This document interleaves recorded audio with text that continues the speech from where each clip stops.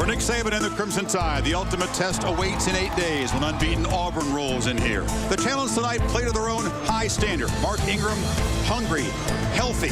Julio Jones and company represent the ultimate Goliath against college football's David. Ex-Alabama coach Bill Curry brings startup Georgia State into Tuscaloosa tonight on the U.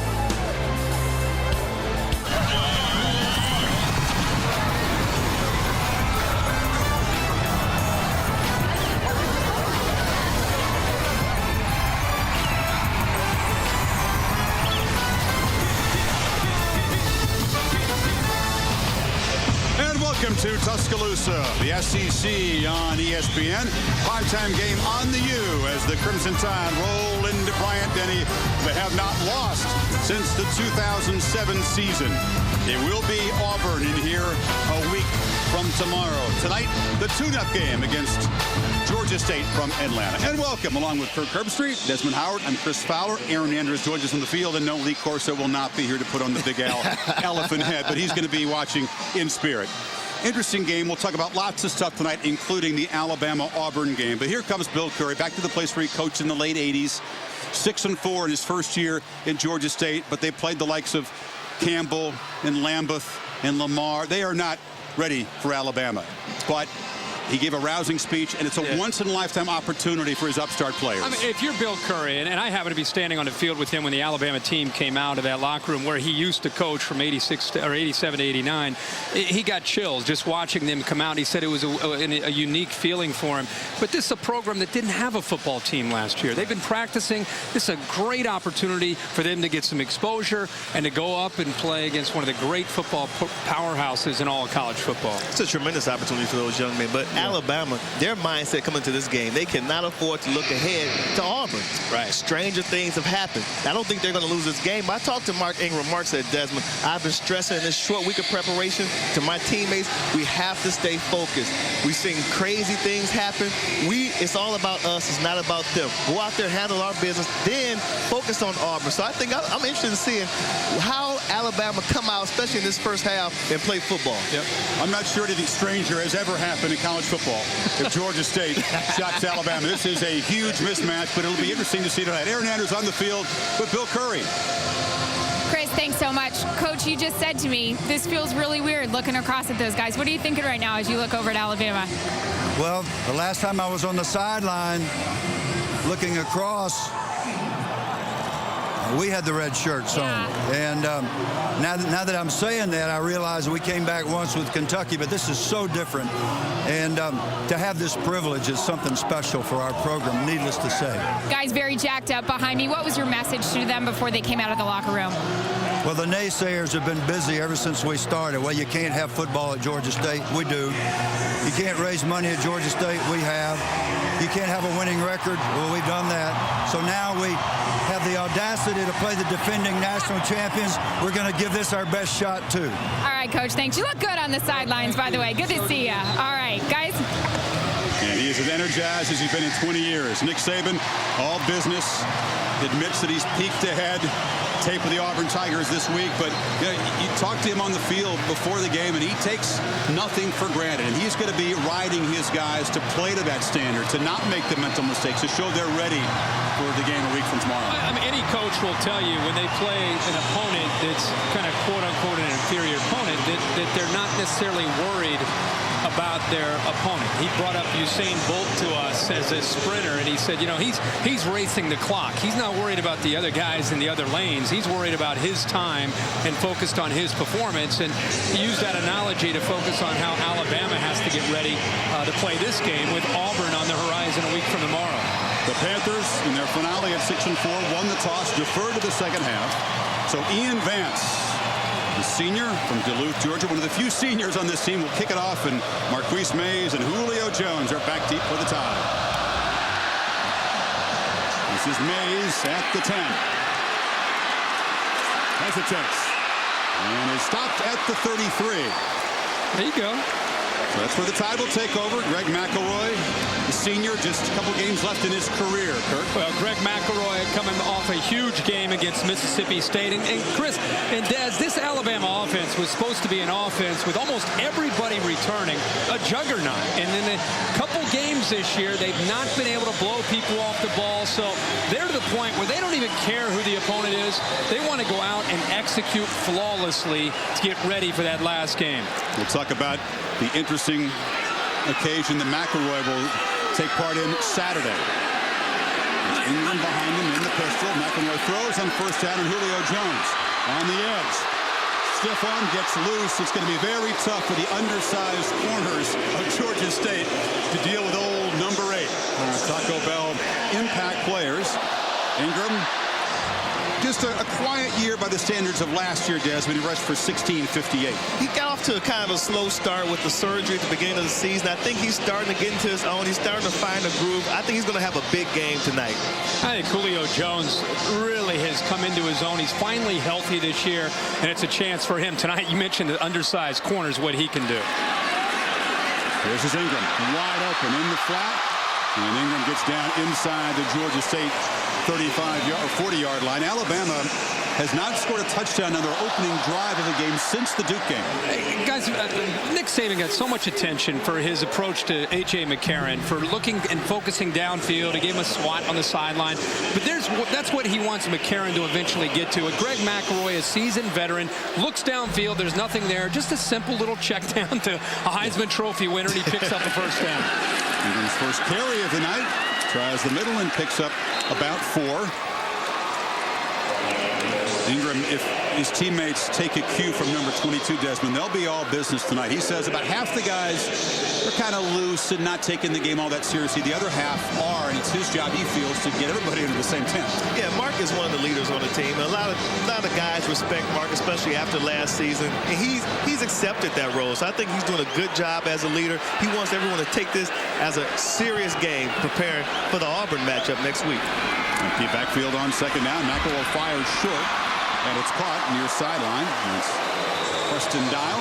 Go back to Mark Ingram for a second. I know he's the leader of this team, but ever since the injury and the minor procedure that he had early in the season, he's not been able to come back and be the same back that we saw last year when he won the Heisman Trophy. And really, I forget the Auburn game. I think just for Mark Ingram, it's another opportunity tonight to perform and show what he can do. Here he's going to take the direct snap in the Wildcat. Didn't know we'd see much of the Wildcat tonight. We don't expect a lot of wrinkles from Jim McElroy, the offensive coordinator. It's Julio Jones on the end around, and number 8 finds a crease and goes for about 8. He had his first rushing touchdown of the season last week against Mississippi State. Only carried it 4 times. This is actually a wrinkle. Usually when Ingram takes a direct snap and Mays or Jones comes in motion, it's a fake and they run a zone play. This time he hands it off to Julio Jones, and maybe that is a little bit of a wrinkle and something that they can show Auburn. Exactly. That's what I was about to say. One thing you want to do tonight is give Auburn a lot of things to prepare for in that week leading up to the big game next Friday.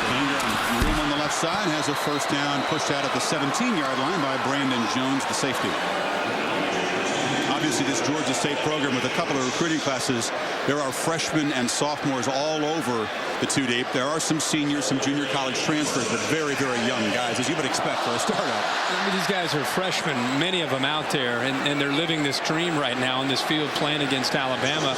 If they can somehow get Alabama to a 3rd down, to me, that's a major accomplishment. John Thompson, we just got to make a punt once or twice, he said. He's a defensive coordinator, a veteran who's been everywhere. McElroy to Jones. Gets a block on the edge and gets down inside the 10. And see, right now, Des, if you're a receiver, especially as big as physical receiver as Julio Jones, these defensive backs are so worried about the ability to get vertical that they're giving him a 15-yard cushion, 10-yard cushion. Second or third time on his drive alone, they're just getting it out to Julio Jones. And not only are they giving him a cushion, but they start to retreat when the ball is snapped as if they're not back far enough. You're right about that. Second and short. Same play. It's a block on the edge. Jones fighting toward the pylon. Touchdown. Darius Hanks gave him a block, and the Tide find the end zone on the opening possession. That is the classic example of having a veteran quarterback in Greg McElroy, seeing the cushion, the big advantage that he's able to take here. Just get it out to Julio Jones. Nice block by Hanks. A good effort. The corner, again, just overmatched physically, not just by Hanks. I mean, he did a pretty good job of fighting off the block, but then he had to make the tackle against 6'4", 225 pounds. Is there any doubt about how focused Alabama is on that first drive? I don't think it matters either. He was pretty sharp. Yeah. 5 for 5 with the quarterback Julio Jones. Takes it in, and the Tide, the first of several touchdowns. See you tonight.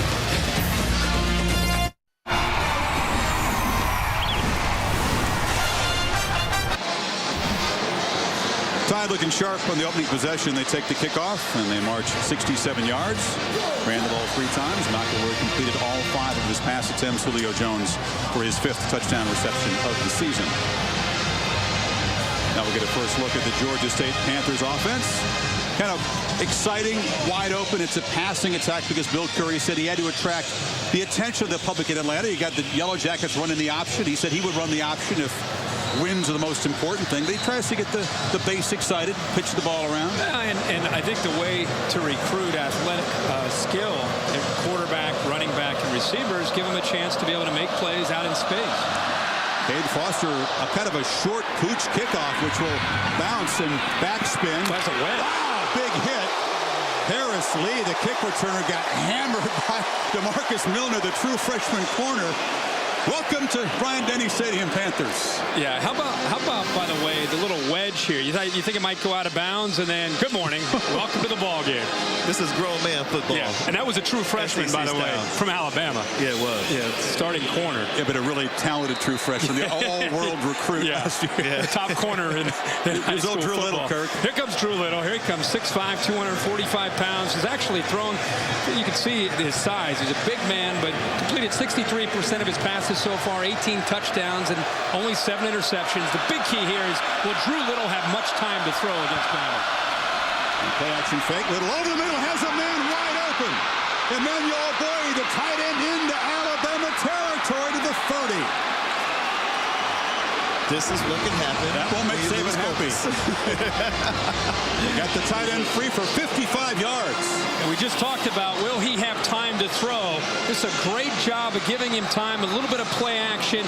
And boy, he gets behind coverage. And I was simply getting Alabama out of position, expecting something simple on the first play. Hey, it's a 1AA team on the road. They're just going to hand it off. They go play action and get right behind coverage for a huge first play. That woke the crowd up here. Woke me up. And some movement on the right side of the Panthers offensive line. Dead ball foul. False start. Number 71. Offense. 5-yard penalty. Still first down. A couple of transfers from Georgia Tech on the left side. Clyde Yandel, Joseph Gilbert played at Georgia Tech. Moved across town to Georgia State. That is the big mystery, how Gilbert and Yandel, how they're going to hold up on that left side. Marcel Darius, one of the top defensive linemen in college football, number 57, off to the offense's left, will be putting a lot of pressure on Little every time he drops back to throw. So first and 15, Little fires downfield into traffic and almost picked off. A flag comes in late. Milner broke it up. It might have been offensive interference. That's what I'm thinking. Yeah, I think it looked like he pushed off on number 28. It looked like he pushed on the back of Milner there. Yeah. Albert Wilson's a true freshman, the speedster, working against Milner, the true freshman. SEC officials. Yeah, they're talking to Nick Saban. This is going to be offensive pass interference. Pass interference. Number 15. Offense. It's going to be a penalty, Chris, but let's go back to Marcel Darius and what he's going to do all night. This is Yandel, the left tackle. This is what he's going to have to get used to right here. Just a bull rush. He went Reggie White on him there, just went right over top of him. So he's got quickness, but obviously he's got tremendous power at 306 pounds. Might want to have a running back or a tight end chip there on the big fella. Panthers moving backward after consecutive penalties. Ball back at the 50. It's first and 30.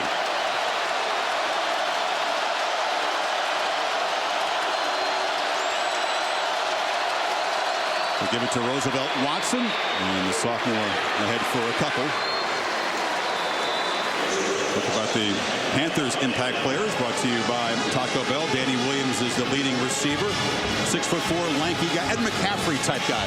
And he's their go-to guy. Already 53 receptions on the year. More of a possession receiver, but can make a lot of big plays. Jake Moisow, part of the Moisow brothers, come from Arizona. Junior college transfers. For a freshman, plays with a lot of intensity. Really become one of the leaders for their defense.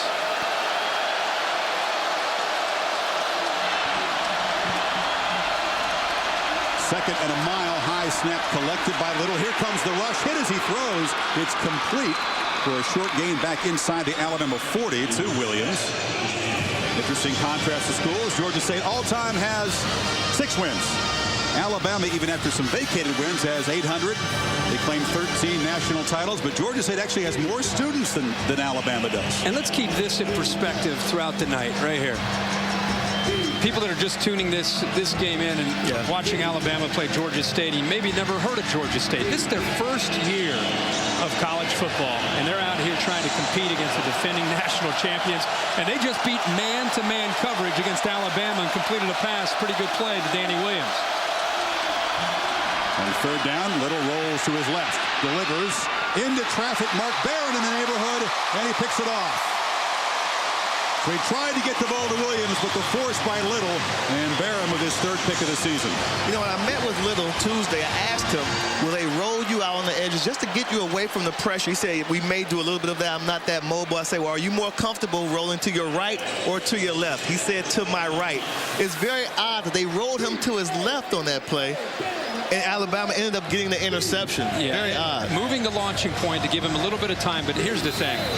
Any offense in college football against Nick Saban's defense on 3rd down and long, you're swimming upstream. And they tried to move him to the outside. Mark Barron covered it. But if you throw just slightly behind a receiver, this Alabama secondary can make you pay for it with their athletic ability. Wildcat Ingram with Jones in motion. And the Heisman Trophy winner keeps it. Turns the corner, picks up about 6 or 7. Aaron? You guys are talking about keeping things in perspective with Georgia State. How about this? The biggest crowd they've ever played in front of, 30,000 compared to the 102,000 strong here, although not that many here tonight. But this is by far the largest crowd. That 30,000, by the way, give Atlanta some props. That was when the Braves were in the playoffs, so Georgia State had more people in the stand than the Braves game in the playoffs. Wow. There's a completion near side to Mays, who's got a first down. Yeah, they do 30,000 for the home opener. But if you combine all the road crowds the Panthers have played for this, it didn't equal what's in here tonight. They sold all 100,000 tickets. There'll be some no-shows because it's a midweek game. But what Alabama's coming out here, and because of the coverage that they're facing, what they're trying to do is get these corners to come up, and then they're going to go around them on a deep ball. But right now, they just keep taking what the defense gives them. McElroy scrambles and ducks down for a 1-yard gain. We talked about Saturday. He'll go to Birmingham. He's very happy that this game was shifted to Thursday, but had a tough decision to make. The Rhodes Scholar regional meetings. He turned in his essay about teamwork in football. Now he's got to have the personal interview, the dinner tomorrow night. If you had to send anybody to the dinner, is there anybody other than Greg McElroy you want to send? We told him, don't blow it at the dinner, kid, all right? Yeah, the young senator out of Texas. Mind your table manners at that dinner. Get to interview. Oh, he'll nail it. Look at the corners like they're trying to play up a little more now. Better be careful because they'll go right behind them. Ingram accelerates left. Runs to a tackle. Last down inside the 35. Got a flag down. Looks like they may have Marquise Mays on a holding call. Was a 20-yard gain. See if it's coming back. Yeah, I think Mays got caught there. Holding, number 4, offense. 10-yard penalty from the spot of foul. Replay, 2nd down. He's lined up to the left, and Ingram really, when he starts to run down here, there's Mays right in front of him, locks up with the defensive back, gets a hold of the jersey. But Mark Ingram, Des, you talked about it, what he told you. I mean, he's locked in on not necessarily the opponent, but just trying to have a good game, trying to get better. You can just tell by his body language that he's out there running with a purpose tonight. After the penalty, it's 2nd and 11. McElroy looks near side, finds Hanks. Hanks in the middle, gets some blocks. In the clear, has a first down and more. Shoved out at the 33. Fred Barnes, the safety, stopped him. And I think this is where this offense has taken some strides. Julio Jones and Mark Ingram, guys, very obvious. But I think we've seen the offense grow where you have more playmakers now that are able to make plays. Darius Hanks has done a really good job growing. Marquise Mays giving more compliments to Greg McElroy than just Julio Jones and Ingram and Richardson when healthy. Ingram cuts it back. Trent Richardson, the other part of the tandem, is dressed tonight. He's wearing a brace. He's got a knee problem, an abdominal problem. He could go if it was a big game, but they're hoping to rest him, expecting him ready to play against Auburn. I was surprised to see him dressed. I was too. I really was. But at the running back position, you don't want to play him in a game like this because carrying the ball, taking shots, you just don't want to take that risk, especially with a huge game coming against Auburn. So I was actually really shocked to see him out here in the jersey, though, tonight. Quiet season for Trent, but has averaged almost 7 yards per carry. Well, they won that first down. They only held him to 2 yards, so 2nd and 8. Ingram running through tackles again, and Mark Ingram in the clear. Inside the 10. Brandon Jones made the stop. You can see the focus the Heisman Trophy winner has. And when Bama's been running to the right side, they've been running through a little bit of traffic. On the left side, though, boy, they are blowing people off the line, and led by the left tackle, James Carpenter. It seems like every time we see Mark Ingram running left, he's got a huge alley to be able to get to that second level. And like I said, when you give Ingram a chance to run downhill and he squares those shoulders, it's very, very tough. And you can see the balance so far early in this game for Bama. First and goal.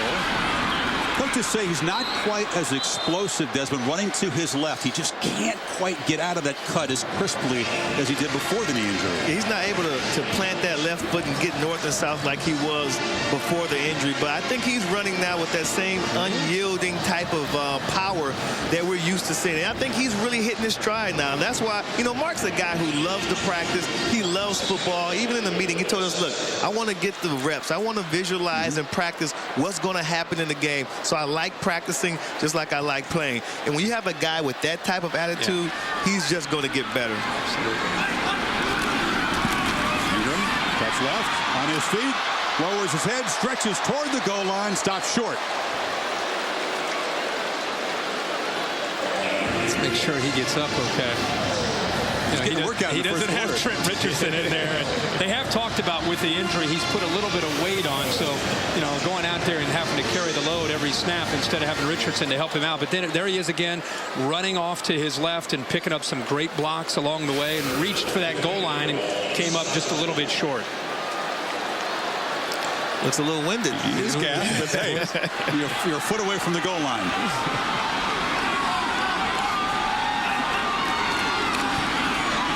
Short. The Panthers ball up, and Ingram doesn't get there. It's be 4th down. How about that? That's a win for the Panthers right there. Right at the interior line there. Big number 94, Kalen Jenkins. Kyrie Kareem. Think about this. You're Georgia State, and goal line stands, Des. Yes. This is where you find out about what you've got. You know, exactly. This is what in practice during two-a-days. All right, let's in practice, goal line stand, and the offensive line, the defensive line. This is what these Georgia State players have dreamt about. Let's see if they can go out there and hold up another play here down inside the 1-yard line. Ingram on 4th down. Gets the corner touchdown. But they had to earn it. And they had to go wide. Yeah, exactly. They had to go wide. That's a good point. They ran into a wall on that 3rd down play, and Jim McElwain, the offensive coordinator, said, all right, they got everybody in the middle. Let's just bounce it to the outside. Get him some water. Some oxygen. Please. Ingram scores on the 11th play of a 71-yard drive after the Barron interception.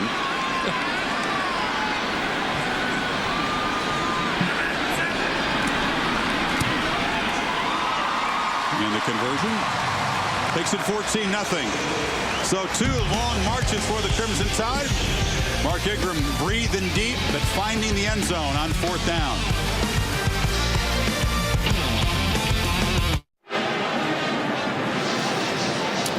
Tide on top 14-0 late first quarter. Here's a taste of what Bill Curry told his team in the locker room before coming on at Bryant-Denny Stadium. They told us, you can't have a football team at Georgia State. You remember that? Yes, sir. We got a football team. They said, you can't find a practice field. We found a muddy practice field with yellow jacket nests, and we practiced football anyhow, did we not? Yes, sir. They said, you can't make the Dome a good home field. We made the Dome a good home field. They said, you can't have a winning record. We got a winning record. They said, you will never be able to go play one of the big schools, and here we are tonight. Here we are tonight. Let's go. Kid, we're going to lay it on the line. I don't know how you're going to do it, but you find that big son of a gun across from you. Great players, a great program. Yes, we respect them, and you find a way to block him. You find a way to get off the block. You find a way to tackle. Whatever you have to do to keep us in this football game. We stay in this football game, and anything can happen. And when your knees are buckling, and when you don't think you can take another step, and you sweated so much you've lost 14 pounds to dehydration, and all you can think about is quitting, you look in your brother's eye, and without saying a word, I want him to feel it from you. I cannot let you down. Repeat after me, I will not let you down. I will not let you down. I will not let you down. I will not let you down. I will never let you down. I will never let you down. Let's go. You guys played. You'd love to hear that speech. I think it's great. I mean, he probably knew exactly what he wanted to say. And you've been in some locker rooms with Bo Schembechler, who probably had you ready to run through a wall by the time you got done. But he knows coming into tonight what he's facing. And I think he gave a great speech to try to get this team ready to go out there. The thing about these coaches, they have their finger on the pulse of their team, and they know what to do to get these guys ready, to get them amped up, and to get them at least to remain focused on the goal. So I thought it was a great speech coming out to this game. On first down, they hand it off on the sweep there. Sidney Haynes stopped for a short gain, and once again, Panthers starting with bad field position. The message that Curry has to these guys who were overlooked, they were told individually, you're not big enough, you're not fast enough, you're not good enough. So he plays on that to try to get them to do things they're not capable of doing tonight. And they're in a hole here, but you like some things you saw from the defense late in that possession. I did. I mean, anytime you can make Alabama's offense work to try to get a touchdown, that's good. And I like some of the things. If Georgia State wouldn't have self-destructed on offense, they had a great first drive. They really did. And the defense, they're playing competitive football right now. They're not giving up real big plays. They're out there making tackles. And they took them 4 downs to score inside the red zone. Little knockdown as his pass intended for the back. Travis Evans fell incomplete. Another 3rd and long situation. They had 55 yards on their first snap of the game, remember, before the 2 penalties backed them up. My biggest fear for a team that comes in and realizes after hearing that speech from their coach that they put so much emotion into the early part of the game that they needed something good to happen early to keep them believing that maybe something good could happen tonight. And then when that happens, once that you hit some adversity in a game, you can go from being down 7-0 to 14 to 21 to 28 to 35 like that because you're relying on emotion so much. And that's why this drive right here is so important. Here comes the heat on 3rd down. Little gets it away and throws behind Haynes. He was well covered, and Kirby Smart dialed up some pressure, brought up about 6 guys. And again, if you get the 3rd down, and by the way, this includes next week's game with Auburn, the key for Alabama against Auburn is to get Cam Newton and Auburn's offense into 3rd down and 7 or more, because Alabama gets very, very creative with Kirby and with Nick Saban. They're some of the best defensive coaches in the country at being able to dial up multiple blitzes and trying to confuse you. Bo Schlechter is a receiver and also the punter. Excellent athlete. Was offered a volleyball scholarship to Boise State. Decided to play football at Georgia State. Reese Mays is back deep. Took one to the house, but it was called back against Mississippi State. No chance to return this one as it spins dead at the 37-yard line. So the Tide will take over possession number 3. Up by a couple touchdowns.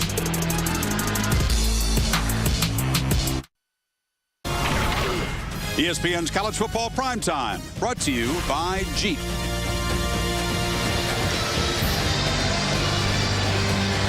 Now the famous houndstooth hat, immortalized by Paul Bryant in crystal. And you can get anything you want in houndstooth. You get your hats, of course, the coats, underwear. There's a baby bag we saw last night, houndstooth. Ready for some vertical passing game, right there. Maybe a little double move. Yeah, those corners are starting to cheat up a little bit now. So they fake it to Eddie Lacy, who's replaced Ingram, and McElroy falls at far side to Julio, who just shakes off a tackle. Help arrives after an 8-yard gain. Paul Bryant Museum, obviously a huge attraction here in Tuscaloosa. And Bill Curry said he was going to take his team for a taste of the great history. Unusual for a visit. I don't think Les Miles brings LSU into the museum. Yeah, that's nice. It's a chance for these players. I mean, you're right. I mean, the day before the game, you don't usually see the opponent. This is tantamount to a bowl trip for these kids. You know, this is almost like going to Disney. This is Eddie Lacy, redshirt freshman, looking into the secondary. And you know, Bill Curry acknowledged one of the toughest things for his team was going to be when these eager backups for Bama get in here. Eddie Lacy, he wants his stats. Lacy's a powerful runner now. He's a guy who's great in between the tackles. And, he's going to get his chance now. This is the important part of the game for me. These backups, when they get a chance to really show what they can do, if they can be relied upon, this is really what I want to see. Lacy running to his right. Comes from Louisiana, only 212 pounds. He'll put on some more weight. He'll get more physical, and they want him to not run quite as high, as upright. Yeah, he doesn't run well under his pads yet because he doesn't get down. But you know, this is the opportunity for him to show in a game situation when the lights are bright and the bullets are live what he can do. These are situations that coaches they try to simulate in practice all the time, but you just can't do it. So this is actually this is like a test for Lacy and other young guys. Second down, thinks about taking a shot downfield, but dumps it off short to Lacy, who just stumbles and loses the ball. Aaron? Mark Ingram on the sidelines. He's fine. And, you know, maybe a little bit gassed. I noticed when he came over after the offense came over to the sidelines, he went right for the bench. Could have been a little gassed, but I will also tell you, these are Southern boys, and that bench is a heater as well. So he got up the last possible minute to go over on the sidelines and get off that bench, guys, but he's fine. He's from up there in Michigan. Wait a minute. He's not that southern part of Michigan, maybe. Was his tongue out? Yeah, he looks forward to me. He's out of shape. 10 carries. Mark. Yeah, third down. Here comes some pressure. McElroy delivers. We hit short of the first down as Jones. It'll be 4th and 2. What's Nick going to do here from the 32? Go for it? Yeah, I think he'll go for it, and I think it's again it's situation and opportunity to. He looks like he's gonna kick the field goal here. That's there's a win for Georgia State, forcing that field goal. We'll trot out Cade Foster. It'll be a long attempt of about 50 yards.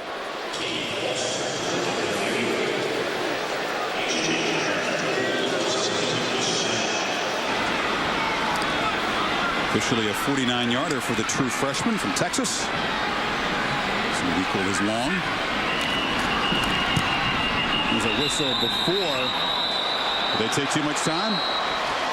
Well, I think, yeah, they ended up taking too much time. But, Chris, I think the decision on whether or not to kick the field goal or Before the not. snap, delay of game. That's what causes. See, that, you want to see how to fire with Nick Saban? Yeah. Little things like this in a game. Again, it doesn't matter who. This could be the spring game, and he'd be fired up about that. You know the holder is, right? A.J. McCarron, the backup quarterback, who felt the palm of Nick's hand on the backside. He made a mistake against Mississippi State. Is that on old A.J.? They'll just back it up now and try it from 54. All right. And Nick, not pleased.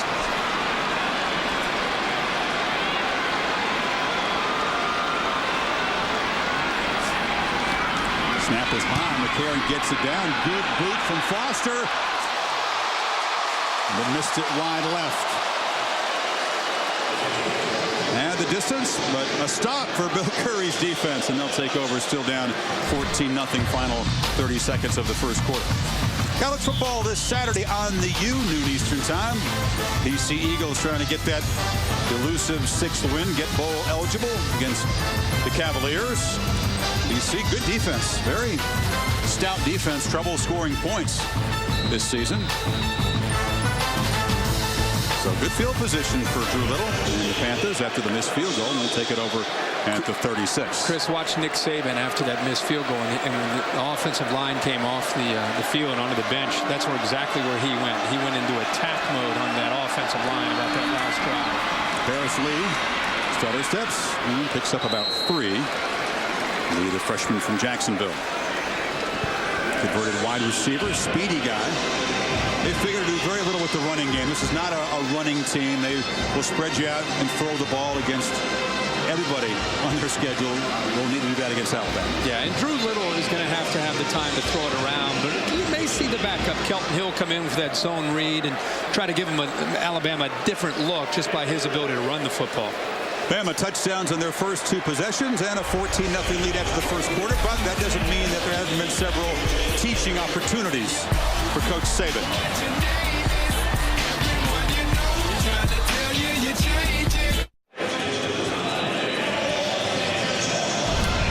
Back the SEC on ESPN, set for the second quarter.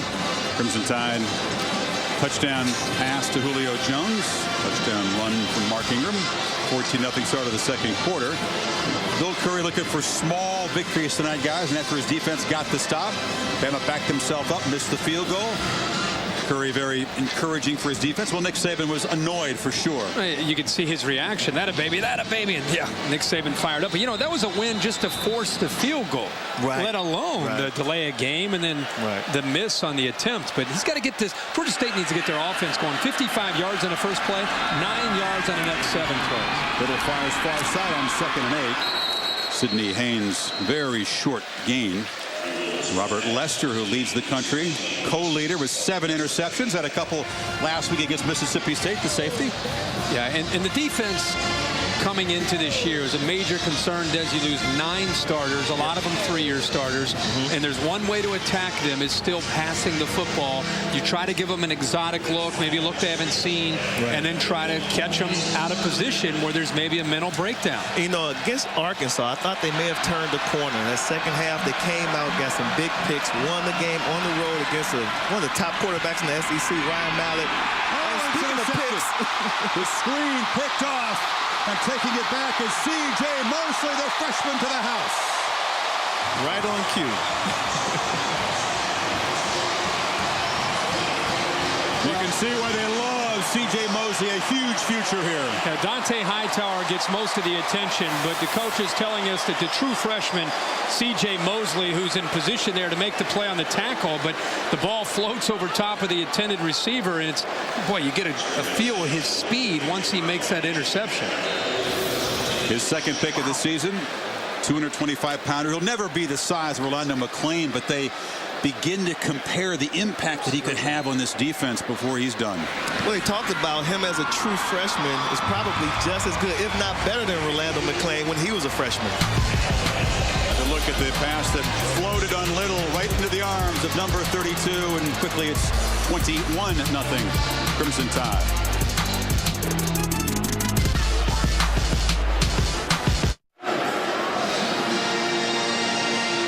44-yard interception return for C.J. Mosley, the freshman, makes it 21-0. Tide now have 19 interceptions this season. They've only recovered 2 fumbles, which is a weird stat. 2 of the 14 opponent fumbles, but they've been very active in the secondary and at the linebacker level picking off passes. And Drew Little, after that success on the opening snap, has thrown 2 to the Crimson Tide. Darren McCray for the Panthers. And they have their best starting field position after a kickoff return up at the 26-yard line. Not an easy situation, for Little to go back out there. But Curry's been through a lot of games and won a lot of games at Alabama. But this is perhaps the game that stings the worst, because the Crimson Tide were 10-0 going to Auburn, ranked number 2. They tried the fake field goal. It didn't work. Auburn got big plays from Stacy Danley, Alexander Wright, and the Crimson Tide fell 30-20. And even though Curry was 3-0 against Joe Paterno, 3-0 against Tennessee when he was here, 0-3 against Auburn, and that illustrates the importance of the rivalry. No doubt about it. Last year won an SEC championship. Handed off to Roosevelt Watson. Short gain. And it all builds to the game here a week from Friday. We'll begin to talk more about this Auburn game. And no doubt the Tigers are watching and their fans are watching with the week off, getting a peek at the Crimson Tide. But Alabama's losses have been on the road this year. Immature performances at South Carolina and at LSU. Different team in here, Saban believes. Yeah, Nick Saban told us yesterday that they play so well at home. On the road, sometimes they lose focus, especially the young guys in the secondary. It's cost them big plays and big games. And I think they'll be more focused when Auburn comes here next Friday. Roosevelt Watson hit immediately. In the backfield, it's Dante Hightower. It's kind of a quiet year.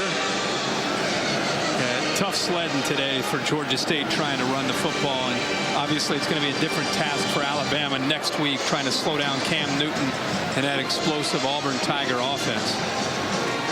A great matchup. And we've been kind of sitting around the last 2 or 3 weeks waiting for one of those kind of games. Right. Actually, the day after Thanksgiving, there's 3 or 4 marquee matchups, with that being the biggest one probably of the day. Another 3rd and long for Little and company. Watch out, Here they come. See how they're moving around, and all of a sudden they didn't bring the pressure. They drop off into coverage, and Barron with the tackle immediately after the catch by the tight end, Arthur Williams. It'll be 4th down. Interesting stat, guys. Excuse me, Desmond. Alabama, you go back to the last 19 games at home.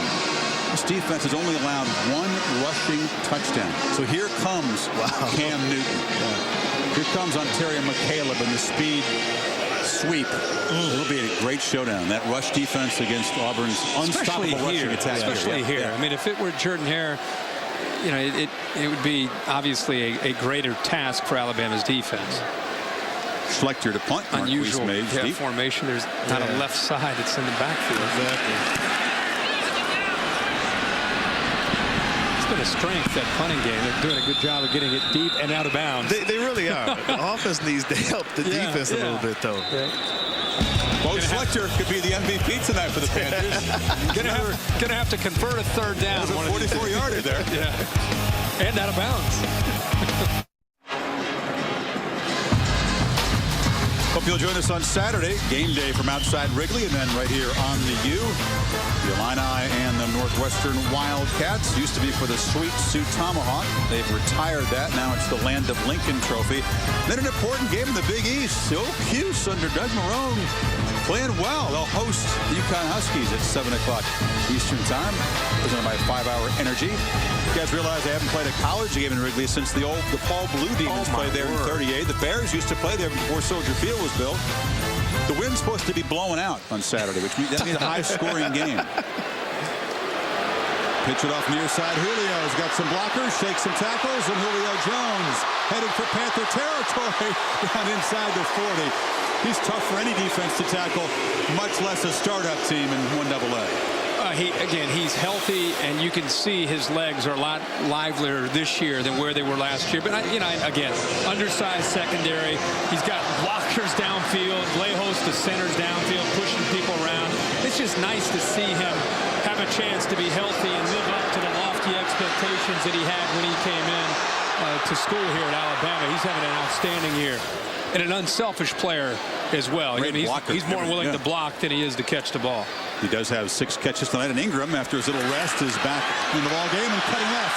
Ingram, center step, still running inside the 20. So he looks like he was hyperventilating there after that one drive, got a little rest, and is back in there. It's interesting, going back to our meeting yesterday with the coaches, and they talked about how he has struggled coming back from the injury to go to his left, but you can see now he's starting to, at least in this game when he's not fatigued, he has that ability to plant and push off that left and get upfield. His best runs tonight, and that one was for 28, he's already at 85 yards. His best runs tonight have been to the left side behind James Carpenter.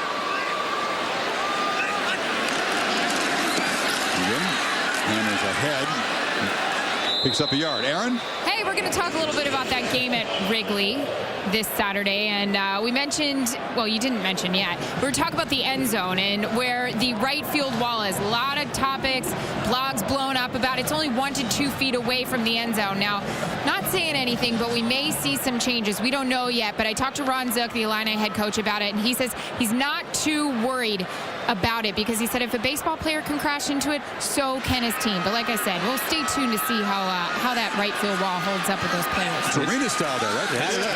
It's tight. McElroy for the end zone. Touchdown catch by Julio Jones. Hello. Excellent catch. That's what a reach up and pluck it with your hands. No doubt about it. A couple of screws, a plate in that hand. Didn't matter, huh? No. I mean, he's a fantastic wideout. I mean, His hand-eye coordination is extraordinary. He just has to learn how to run routes a little better, but he's so strong, so physical, great hand-eye coordination. And like we talked about earlier, these defensive backs, I mean, they're pretty much munchkins compared to Julio Jones. Yeah, they beat Justin Hughes, the 5'9" freshman corner there. And Jeremy Shelley is the backup kicker, getting a chance to boot some extra points tonight. 28-0. But it's 6'4". This is what he has to have the ability to do, is going up and over a smaller corner. And give Greg McElroy some credit for putting the ball only where his receiver can make the catch, and the big fella climbs the ladder for a big touchdown.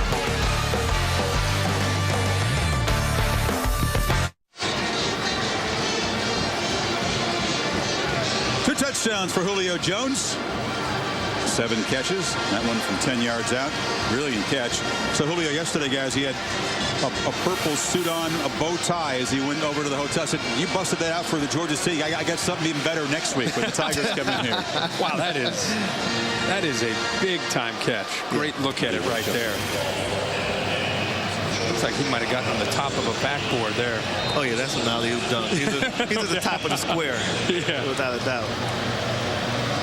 We'll see if Julio comes back out for the next series. If you just take the precautionary steps and just sit him down for the rest of the game.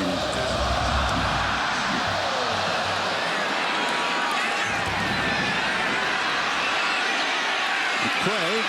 Oh, my goodness, another big hit on special teams. Losing his hat was Jarrell Harris, but delivering a big shot. Wow. I don't know if the Panthers have seen kickoff coverage quite like this in the schedule so far. I wouldn't think so. That was in real time. That was scary. I mean, he came down, nobody touched him, and keep in mind he's 6'3", 235 pounds, running down there that fast. Hard to simulate that look in the scout team. Yeah, it really is. It's the third time the Panthers started from their own 15-yard line. And up to the right of Little is Sam Burkhalter, the new tailback. Little, it's a wildcat. All right. And Kelton Hill keeps it. He gave something there to Courtney Upshaw, a little in and out, in and out. I like that. Get out there on the edge. He's the leading rusher on the team, the Wildcat quarterback. That's what I said earlier. I mean, Drew Little in his passing game, I don't know if they're going to have a ton of success. I know they hit the big play early, but at least Kelton Hill, give him and this offense a chance to maybe make some plays. And by the way, not quite Cam Newton for Alabama's defense. Right. At least is anybody? No, ever.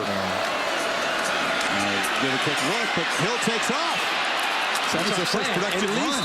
At least the look is something that gives Alabama a chance to at least give a sneak peek. I mean, this is what they're going to have to be able to defend it a lot better than they have these last 2 plays. I'm really surprised it took their offensive coordinator, John Bond, this long to change the pace like this and bring in the Wildcat formation just to show Alabama something different. Talk about a guy that is average 7.8 yards per rush out of this formation.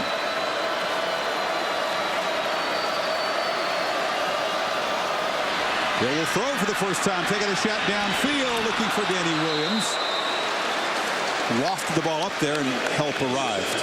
And I think DeMarcus Milner has probably improved the most of anybody in this secondary. A true freshman asked to play in this sophisticated scheme, and you could see that the ability to close. The ball was thrown pretty well, and Williams had a step on him, but I think the ability to close ground on the receiver is something that I think gives Milner that in his instincts and ball skills. He's able to find the football and knock that ball away. Any doubt this guy's a future first-team All-American type candidate? No, he's the real deal. They tried Burkholder, and he's pushed out for a loss by Milner, who's a tough tackler as well. And in this defense, the great defensive backs for Alabama, they are tacklers. They are physical. And I think, you go to the other side, Dre Kirkpatrick, who's starting tonight, but he was benched last week against Mississippi State. And I think one of the things they want to see from Dre is a little bit more consistency and a willingness to be a complete player as opposed to just being out there waiting for an interception. You got to be physical and you got to be sound in this defense and your mechanics to be able to play for Nick Saban. Yet another 3rd and long for the Panthers. And Hill takes off. Gets out across the 35. He'll be short by about 5 yards. I'm telling you, on Menzie in the stop. Kelton Hill's picking up some yards at that quarterback position. I know. If you're Auburn, you're watching this. What are you thinking? Two and all white next week can run it a little bit. I'm just saying. They played a couple of zone read offenses in Florida and Mississippi State, but nobody knows the quarterback position for those teams comparable to Newton. No. And the difference with Florida and Mississippi State is the quarterbacks that run that offense for those schools can't throw the ball the way Auburn and Cam Newton can. Time for Bo Schlechter. He's had a couple of good boots tonight for the Panthers. Uh-oh! Methodical. It's blocked. Picked up. And here comes a touchdown for the Crimson Tide. Brandon Gibson waltzes into the end zone. And a flag is down, so we'll check that. It's right at the line of scrimmage, Chris. And I don't know if Alabama got a head start there or not, but it's right at the line of scrimmage. Illegal formation. Okay. Offense. Penalties decline. Touchdown. Schlechter been booting the ball well, but guys kind of methodical as he got it away, and the Tide got after him that time. Brandon Gibson adds the special teams touchdown to go with the pick 6 by C.J. Mosley. In the unusual punt formation that you and I talked about the previous snap, where we said, you know, the entire left side is in the backfield. This time, it was the entire right side that was in the backfield. Chile makes it 35-0 midway second quarter as the Tide have now thrown for 2, run for 1, taken a pick back, and taken the block punt back.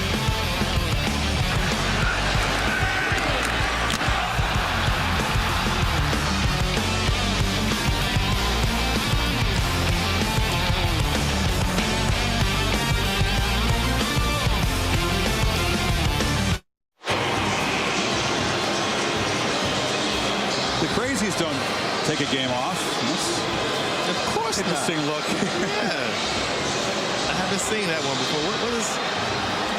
She didn't get the paint up under her arms, though. No, body paint's almost always a bad idea. I'm not a fan of the body paint. You don't like that? No. Because at the end of the game, win or lose, have you ever seen it's sweated, it's running off. And then what are you going to do? You can't go to a bar. You got to go home and that's a good point. Wipe that stuff off, right? Your options are limited post game. Yeah, there's no doubt about that. I wonder how long does it take to get that stuff off? Oh my gosh, I got no idea. Oh man. At least they get all having a good time. Got the hat to go with it, so he's. Oh yeah. The long weekend has begun here in Tuscaloosa. As they get ready for next week. Cade Foster to boot it off. McCray and Wilson are deep, and this is the freshman Albert Wilson. Gets a block on the edge, and a good return. Loses the ball, and the Tide have it. Wilson had a promising return, coughed it up, and Brandon Gibson, who just took the block punt back for a touchdown, makes another big play on special teams.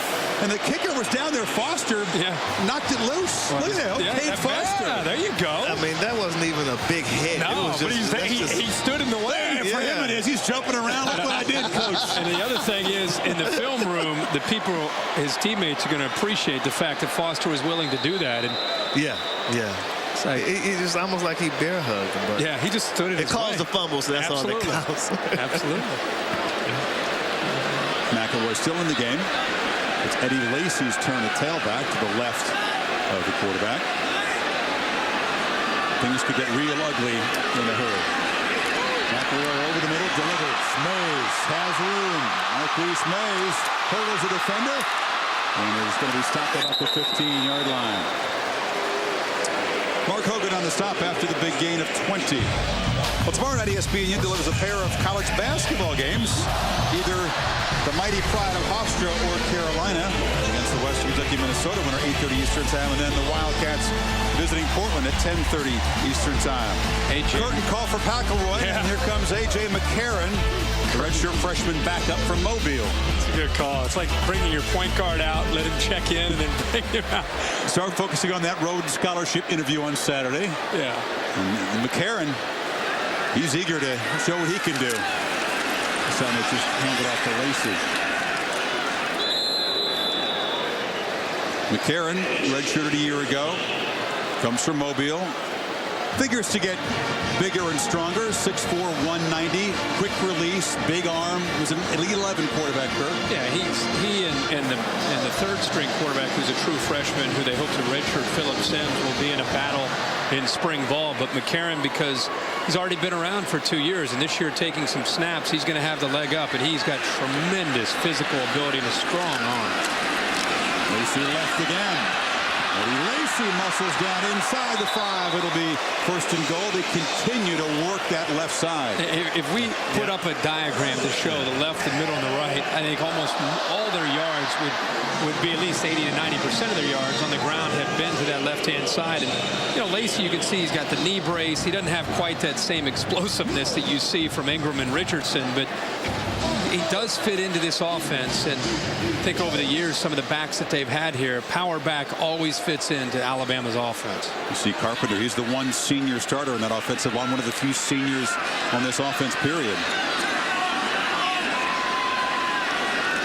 Lacey again, running left, lowers the head and dives for the end zone.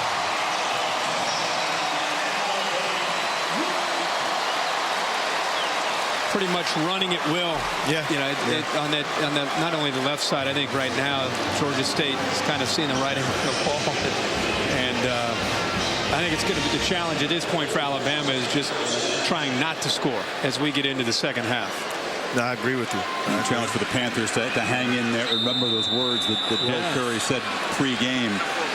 Shelley for the conversion. They played hard in the first couple series, but so many mistakes have really made it a little bit easier for Alabama to build this 42-0 lead. What's going to be really interesting is Coach Curry's halftime speech. I mean, after this first half, what do you tell the guys when you get them in that locker room and just to get them inspired for the second half? Fourth rushing touchdown for Lacey.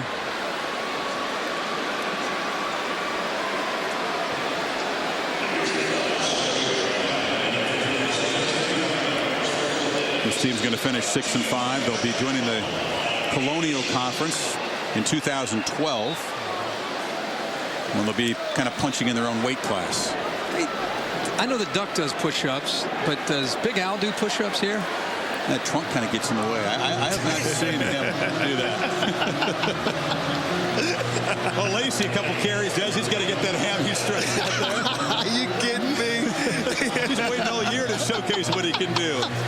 Come on, kid. This is your golden opportunity. You better stay in this game. Because 22 is done. Mark Ingram, it's a wrap. Mark needs to take his pads off. I would be surprised if Mark Ingram. Coach Cochran, the strength coach, should get him on that stair climber the next 4 or 5 days. If Ingram comes back out with his shoulder pads on after halftime, I'd be shocked. What about the workout that Cade Foster's right leg is getting? Boots it deep again. This is Wilson, who just fumbled the previous return. Here's a good return, and off goes Albert Wilson, the true freshman. Still running, stays in bounds, and takes it the distance.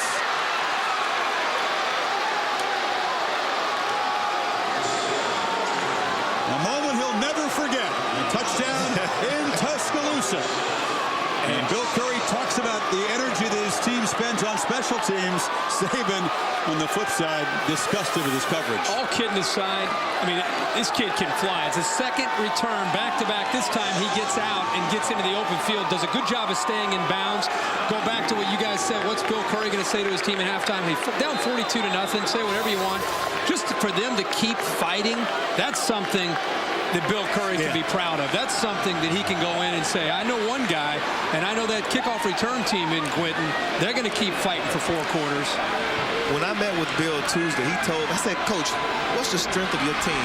He said, Desmond, we're resilient.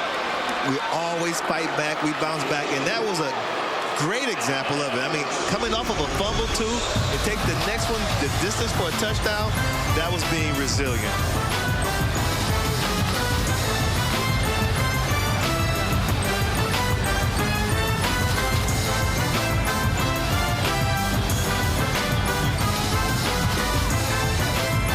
State. Chris.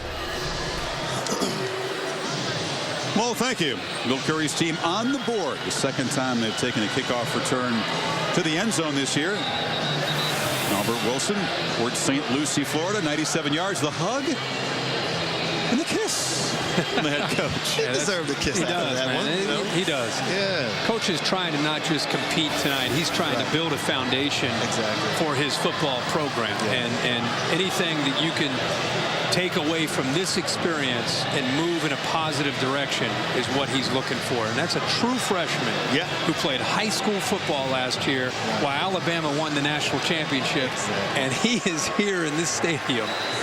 And he just returned a kickoff for a touchdown. I mean, just imagine the ebb and flow of emotion. The guy just fumbled the ball and it comes back out and takes it the distance against the defending national champs. It's on my TV. Yeah. I mean, and I feel that's just great. That's a great win for Albert Wilson. I feel great for that kid. Oh, yeah. This is Mays at the 9. And Marquise Mays turns in circles and it falls down to the 32. Did he get dizzy? Did he get dizzy? No, he's playing kill the man in the backyard. He's trying. Every time Mays gets his hands on the ball, he's trying to go the distance. You know? You made a living, a good one, returning kicks. What's that feeling like when you finally see that you got some daylight and you have to tightrope down the sideline? Oh, you know, that's the thing about it. When I watch this kid return the kick, I'm like, this kid's going to step out of bounds. But he has great balance. And, you know, the coaches told us he has excellent speed. So I was actually surprised they didn't push him out of bounds. That's all you got to do is just nudge a guy. Yeah, he was right there. But he showed some strength there to be able to stay in bounds. Yeah, true freshman, too. Very impressive. McCarron and the tie back to work, and he'll throw it for the first time tonight. Puts it near side to Earl Alexander. And the veteran hammers across the 40-yard line. Barnes on the stop. And again, A.J. McCarron got a lot of publicity this week, he and Nick Saban, about the decision that he made to try to focus on the receiver downfield who was double covered, and he should have just thrown it underneath. And Nick Saban looked at that as a coaching opportunity because McCarron has tremendous upside physically. He just needs to grow like any good young quarterback.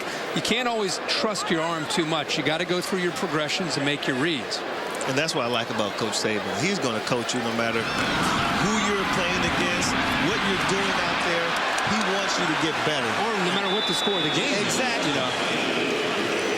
Lacey hammers for 13 as we check in with Aaron. Just to add on this little story, the slap heard around the SEC. I was joking around with AJ about it, and he just said, yeah, if I was Greg McElroy, I wouldn't have gotten a little smack there. And he said he had other guys like Mark Ingram say, don't worry about it. Coach Saban screamed at me, and Ingram told him about a time his freshman year he fumbled once against LSU. He got screamed at. Fumbled against Tennessee, but it was overturned, and he's got screamed at for that.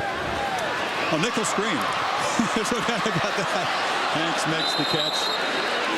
Yeah, and McCarron is a guy who's got a little bit of that quarterback cockiness, which is a good thing, but Saban wants to kind of knock him down to size a little bit. And he knows he's going to be a guy in the future that he's going to need to count on. Yeah, he told us a great story about when he first came into camp as a true freshman, and he was destined to be the backup to McElroy last season, and he expected to get into that first scrimmage and work with the twos, and Nick Saban said, you're going to run with the threes, and he was just devastated, and he kind of pouted and didn't really do a good job, and really asked Coach about it afterwards. This is Lacey. And it was interesting to hear Coach Saban say, you know, you were being challenged and tested on one thing, and that was leadership and being able to handle adversity and being able to get through that. And you failed. And he sent him down to the scout team for like 6 weeks to try to get a point across to him. And I think from that point on, he's been humbled, and he realizes what it takes now to be a complete quarterback instead of just a quarterback that's going to sit back there and put up numbers and throw for a lot of yards and be an individual star. Lacey's the workhorse now, and he's got a first down at the 35. Humble to a point, I would say. Yeah, but you don't want to. He's got a healthy ego still. Yeah, and you don't want him to lose at all. I mean, that's okay to have a little bit of that swagger. It makes him who he is. Yeah, you need to have that to be the quarterback at Alabama. You got to have that. Yeah, especially in the SEC. I had a similar thing happen like that when I was in Michigan, playing behind Cap Callaway and John Colazar, Chris Callaway, Cap. Yeah, number 2. And my offensive coordinator was Cam Cameron, my offensive coordinator of Baltimore Ravens. And he was trying to press upon me to go out there and block. Like you may see Julio Jones and always a big thing in Michigan. Though. Right, it was huge. Emphasized there more than anywhere. Oh yeah, we used to bump heads about it and everything, and I realized how he was testing me, but also grooming me to take their position. And they're trying to groom him to take McElroy's position, because there's one thing that McElroy possesses is leadership, and that's what he's going to have to do. That's what he's going to have to possess once he becomes the #1 quarterback.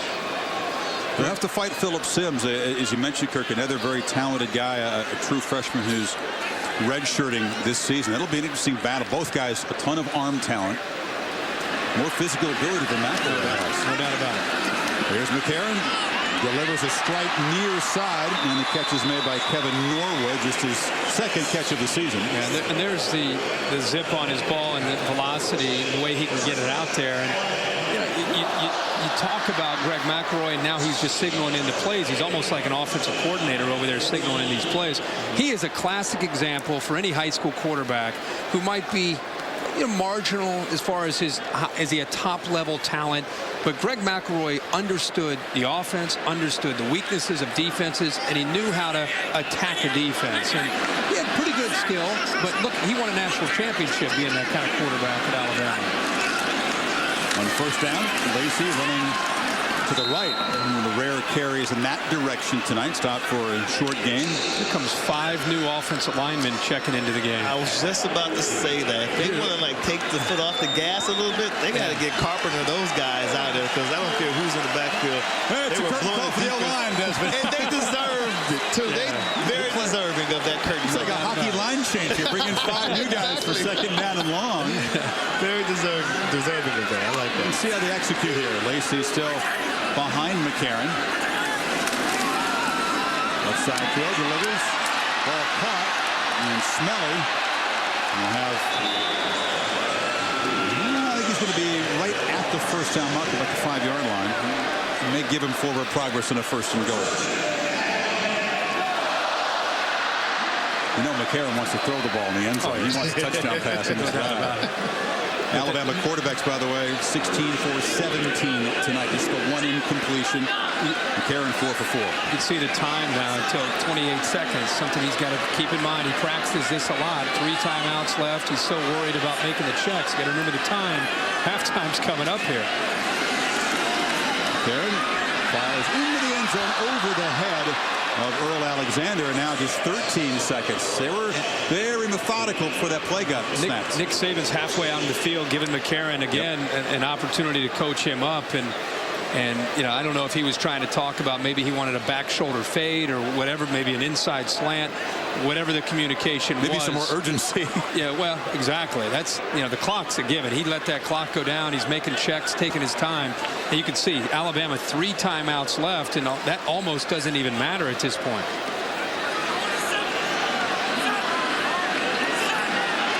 Play clock at 5 on second and goal. They just get it off. McCarron looks left, fires high, over the hands again of Earl Alexander. Adrenaline for the quarterback and the high delivery. Through that's what we call a high heater. And deliver that one to the stands. And that's where the throw by McElroy, where Julio Jones made a great catch. Right. A little bit more touch on the ball to give his receiver a chance to be able to bring it in. Earl's a big guy, but that was hot. Yeah. They'll take a timeout. 9 seconds before halftime.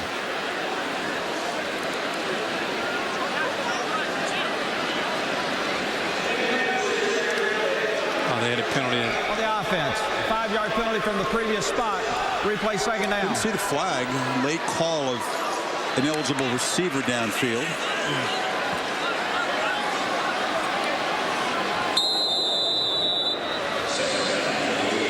Halftime. John Saunders, Mark May in the studio. We'll look ahead to weekend storylines. UCLA and Washington over on ESPN tonight. So just 9 seconds before halftime. Still second and goal. Lacey to the left of McCarron, who hesitates, dumps it off short, incomplete. It might be a good thing it wasn't complete with only 4 seconds. If he didn't get in the end zone, the half's going to run out. Now they'll try a field goal. This is an opportunity again. Nick Saban, they'll use this. Young quarterback. Remember, you're late in the half. If he dumps that down to Lacey, Lacey runs for maybe 5 or 6 yards, gets tackled, and the half runs out.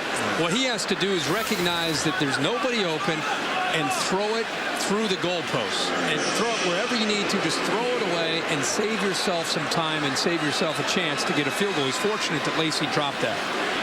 Yeah, the whole clock management thing, a work in progress for McCarron. Far too leisurely earlier in that drive, and Shelley off the upright misses the field goal attempt. 27-yarder, so not good punctuation for the first half of the Crimson Tide. 42 said, booze. The backup kicker hitting the upright. Kicker. High standards here, Kirk. You know that. Yes, sir. Yes, sir. So, clock management and the field goal not executed well. And let's go to Aaron. Chris, thanks. You told us yesterday you just want to see your guys play to their standard. How'd they do in the first half? Well, I was pleased with the way we played. I wasn't pleased with the way we finished with a kickoff return for a touchdown and a missed field goal. But, you know, it's given an opportunity for a lot of guys to play and get experience. And I like the intensity that our team came out with and played with in the beginning of the game. 42-7 the score. So what's the focus in the second half? Well, I think we get an opportunity for a lot of guys to play, and everybody's got to play to a standard. So, you know, that's what we'll focus on. And it's good experience for some of our other guys who may need to play down the road. All right, Coach, thanks. All right, Chris. 351 yards offense for Saban's team. Special teams and a defensive touchdown. Curry's team down 42-7. To John Saunders and Mark May. Halftime report after these messages.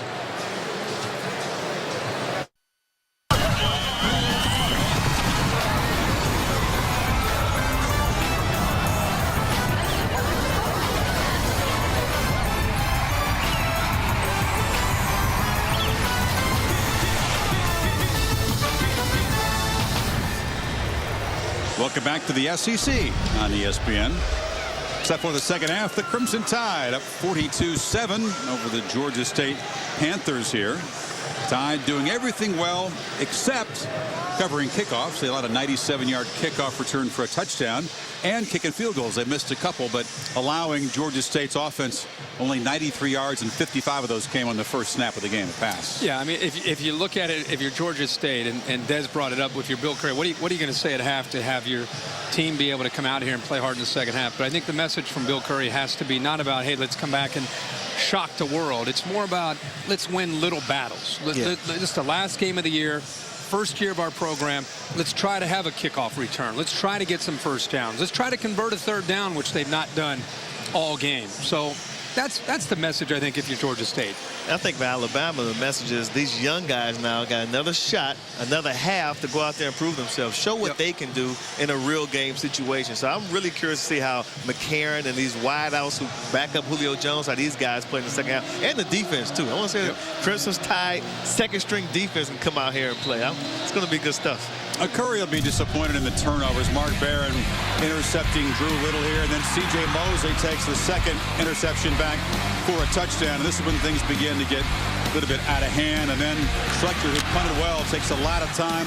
It's blocked. Gibson runs it in there, and the Tide are finding different ways to score touchdowns. And then here's a fumble kickoff by Albert Wilson. But doggone it, he didn't come back down there after they allowed a touchdown following the fumble and takes it back 97 yards. And these are the little battles that I'm talking about that Georgia State has to try to find a way to be able to have some things, to have some accomplishments. They really self-destructed. They had the 3 turnovers. They had the blocked punt. All those things on the road, and obviously Alabama had a lot to do with that. Taco Bell game summary. You can see that Wilson's return accounted for more yards than the Panthers offense generated. Be a heavy dose of A.J. McCarron, perhaps Eddie Lacy, and some of the seldom used receivers in the second half. Likely seen the last of Mark Ingram and Julio Jones, and Greg McElroy, who's now can fully focus on his Rhodes Scholarship interview Saturday in Birmingham. Cade Foster, short kickoff, and this is Wilson. This time not much room to run, fights across the 20 as we check down on the field with Aaron. You wondered what head coach Bill Curry told his team at the half. Well, he said to me, He told his guys, look, it's true. We're playing a great team, a fantastic team. But he says it's also true we haven't played to the best of our ability as well. He also mentioned, and he used the word, Kirk, self-destruct, like you said. He said they did do that in the first half. He didn't feel that they were intimidated, just a little wide-eyed about the surroundings, maybe the jerseys on Alabama's back. But he said what they're capable of doing here in the second is just showing the nation that they're better than what they were in the first half. Remember the adjustment, Aaron, and guys, that they moved Drew Little out of there, and Kelton Hill was taking some direct snaps. To start this second half, they go back to Little and rely on that passing game. Whistle, movement for the Panthers is backed up 5 yards. False start, number 72, offense, 5-yard penalty, still first down. And right on cue with Aaron Andrews and what he just talked about, what they needed to not do. To me, this has nothing to do with Georgia State trying to win the second half or win the game, but you just want to go out and try to put your best foot forward. I mean, you can't have a mental error like that. You can't start after listening to Bill Curry, you come out and you can't even run your first play until you make a mistake. You cannot do that if you want to be able to look at yourself in the mirror and say, hey, we gave our best shot at Brian Denny. Pistol formation. Now the left tackle move, 78. It's kind of predictable, Kirk. I mean, this place was shocked when the Panthers gained 55 yards on their first play as Little found the tight end, and they go down there and they got a little excited themselves, and the 5-yard penalty, and things began to unravel after that for the offense. Yeah. Yeah, but 1st and 20 is a whole lot tougher.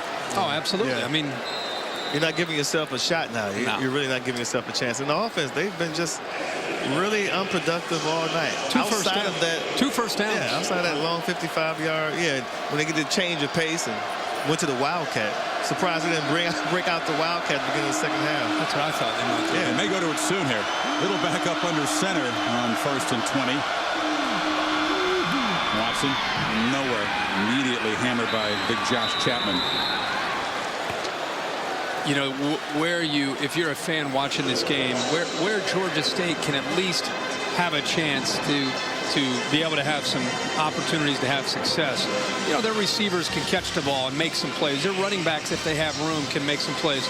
But where it's a complete mismatch is in the trenches. Right. Where Alabama's defensive line is just overpowering Georgia State up front, which makes it so much tougher on the quarterback Little and the rest of this offense. They don't have a sack yet, the Crimson Tide. They've gotten near Little. Haven't recorded a sack. That's been a problem all year long. Little fires once again into coverage. Tried to find Williams, and Ray Kirkpatrick was all over him. Part of the reason you can't get pressure is because John Bond, the offensive coordinator from Georgia State, they're getting the ball out so fast. It really doesn't allow Little to be sacked.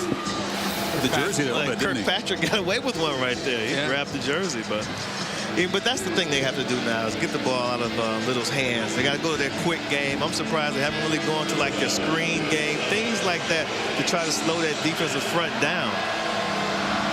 Well, what do you got on 3rd and 20 here? Got a bunch formation to the right of Little. Tide only rush 3. Little takes a shot, and it's intercepted. And freshman Milner has his first pick of the season. He's played so brilliantly, Kirk, all year long. Hadn't had a pick until that one. It's the 3rd for Little. This is textbook on how to play the weak side fade. The ball's in the air. Milner reads the eyes of the receiver, Williams, looking back for the football. And once the eyes go up and the hands start to go up, that signifies to Milner in man-to-man coverage to turn his head. He's in perfect position. He goes up and high points the ball. And I don't care who you're playing against. If you're an Alabama fan, that's nice to see from the true freshman. So McCarron and the Tide offense set up at the 34-yard line, and this is Lacey. And Eddie spins for about 4. Kalen Jenkins stopped him. Let's see how they run the ball now without Carpenter and those guys in the game. This is going to be interesting to see if Lacey can be as effective in between the tackles as he was in the first half with the first offensive line, now playing with the second unit. Remember, they were wearing out the left side, the right side of the defense, left side of the offensive line when Carpenter and company were in there.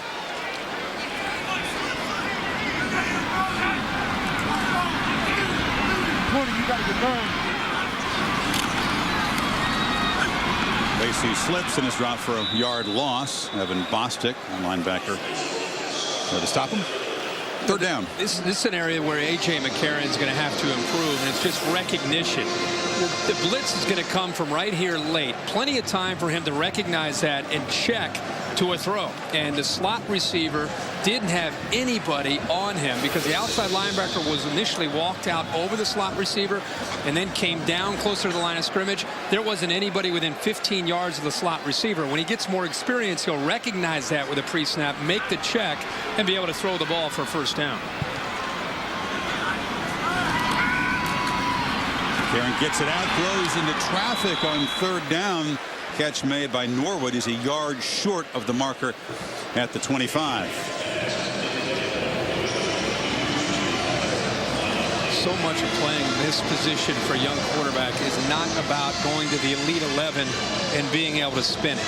It's about being able to recognize coverage and being able to recognize where a weakness of a defense is, whether they're in zone or if it's man-to-man, finding the mismatch in one-on-one coverage.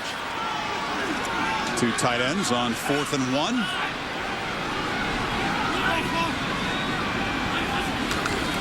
Lacey to the left. Fights through a tackle, and Eddie Lacey down inside the 10. First and goal. He's a strong runner. I mean, he breaks tackles. He's just not that nifty out in space. As he breaks his tackle right here, watch him about to turn up the field and just tackle himself, actually. Well, their best defender, Malsois, was there to be able to make the play, and he ran right over top of him. And now the big fella Lacey is out, and Good comes in. Demetrius Good is a junior, 4th stringer.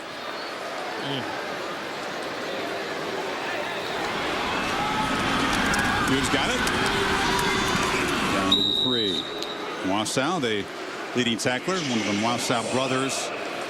There the stop. He's the guy with all the hair coming out of the helmet from Arizona. You got to have a few guys. Every team's got to have a few guys with the hair out of the back of the helmet. Especially on defense. Jake and Louie. Jake and Louie, those guys are some great guys. I spoke to them Tuesday. They were excited about the challenge. They said, man, I get a chance to hit a Heisman Trophy winner. And he said, this guy, he comes downhill. You know, it's going to be a heck of a collision. And now they're up to the number 4 back that they're able to take a shot at. This is good. There he is. Right on cue. Popped in the backfield. They're competing, man. I like the way this team is out there competing. Mike Hall is a backup safety. Mike Hall brought it here. Watch this. That's how you come up. Boom. I guess it's a little bit easier to come up with some cruel intentions when it's Good coming at you, number 6, as opposed to 22. But here's a third down. Let's see what McCarron can do here on third down and goal.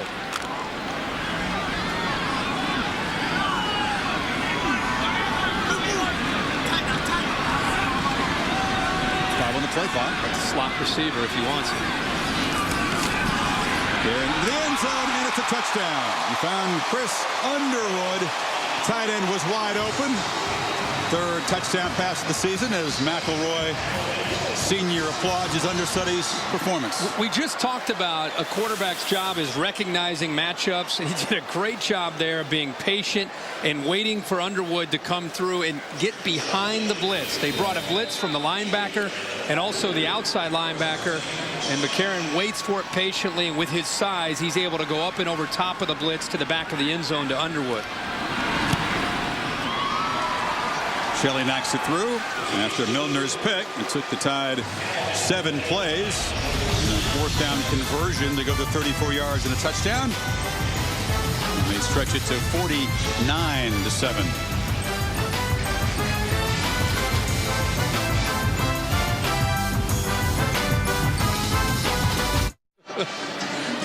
Good. McElroy there with a headset on. I think he wants to be a coach after he goes to Oxford, hopefully, for his standpoint, and becomes a Rhodes Scholar. After he becomes a Rhodes Scholar. Come on back to be a Very overqualified to be a football coach, I got to say. You can tell he's working with McCarron there, trying to teach him. I'm telling you, man, he's a good coach. He'd be great. He'd be outstanding. And, again, that's why he's become such a great quarterback here at Alabama, is because he knows what to do with that football. McElroy trying to become the first Rhodes Scholar at Alabama since 2000. They never had a football player get a Rhodes Scholarship. He's a finalist for the Campbell Award. Used to be the Draddy Trophy, goes to the top. Scholar Athlete, already named part of the National Football Foundation Scholar Athlete Elite Group, will be honored at a banquet December in New York City. 3.83 business marketing. Not to mention won a national championship for Alabama. Yeah, which exactly hangs on your resume for a long, long time. Yes, sir. This is McCray inside his 10. You think the Tide special teams got a talking to after giving up that touchdown? They will not allow another long return, I don't think. And Nick Saban wasn't too happy about that. Hey guys, coming up on Saturday, we're very excited to be headed to Wrigley Field. The Friendly Confines hosts college football for the first time in 72 years as Illinois faces Northwestern. ESPN College Game Day, Saturday at 9 a.m. on ESPNU, continuing at 10 a.m. on ESPN. It'll be a special Northwestern home game. We got some guests lined up. Should be a lot of fun. I'm told there's a whole lot of Big Ten fans who gather in that area. We got Wisconsin, Michigan following us at noon Eastern time. As a huge baseball fan, I know it's we're celebrating the football games that have been played there, but just Wrigley Field, the Friendly Confines, it's going to be a lot of fun. Kelton Hill back in as they run the Wildcat, but he hands off inside here to Evans. Nice game. Bill Curry, who played for the Green Bay Packers, he played against the Chicago Bears in Wrigley back in his 60s. I don't think Bill exactly in love with the Friendly Confines. Mud. I distinctly remember a whole lot of mud, and the fact that Gale Sayers could run in the mud, and it didn't affect him at all. It seemed to affect the rest of us. And Butkus could tackle in the mud, and I think Dick liked the mud a lot. But the mud made the ball slippery, and I was an undersized center, so that took away my only advantage, which was just one scintilla of quickness, because I could snap the ball just before the count, and I couldn't do that in that Wrigley Field mud. It was an awful place. Bill's got so many great stories about playing for Coach Lombardi in the mud. What do you think about Wrigley? Mud. Not going to be any mud, thankfully, on Saturday. Then they're calling for rain. So Evans get the first down. So Kelton Hill, the backup in at quarterback, and he's still got it. He'll take a shot downfield, looping the ball over the head of the intended receiver. John Fulton, the freshman corner, in coverage.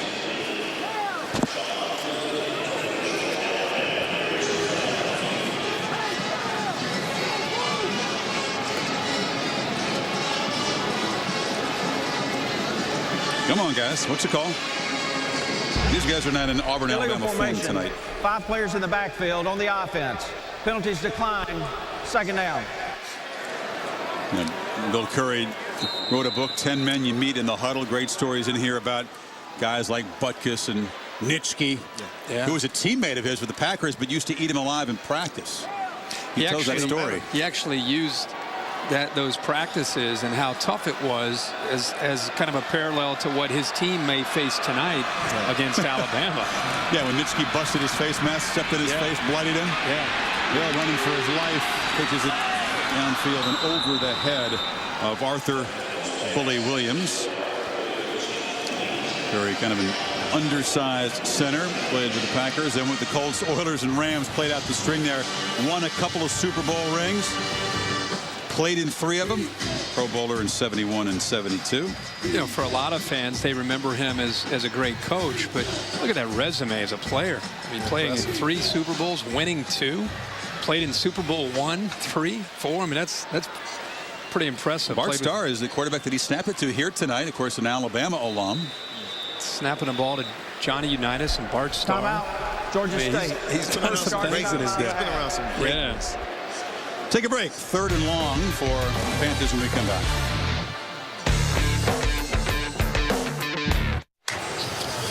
Life is good.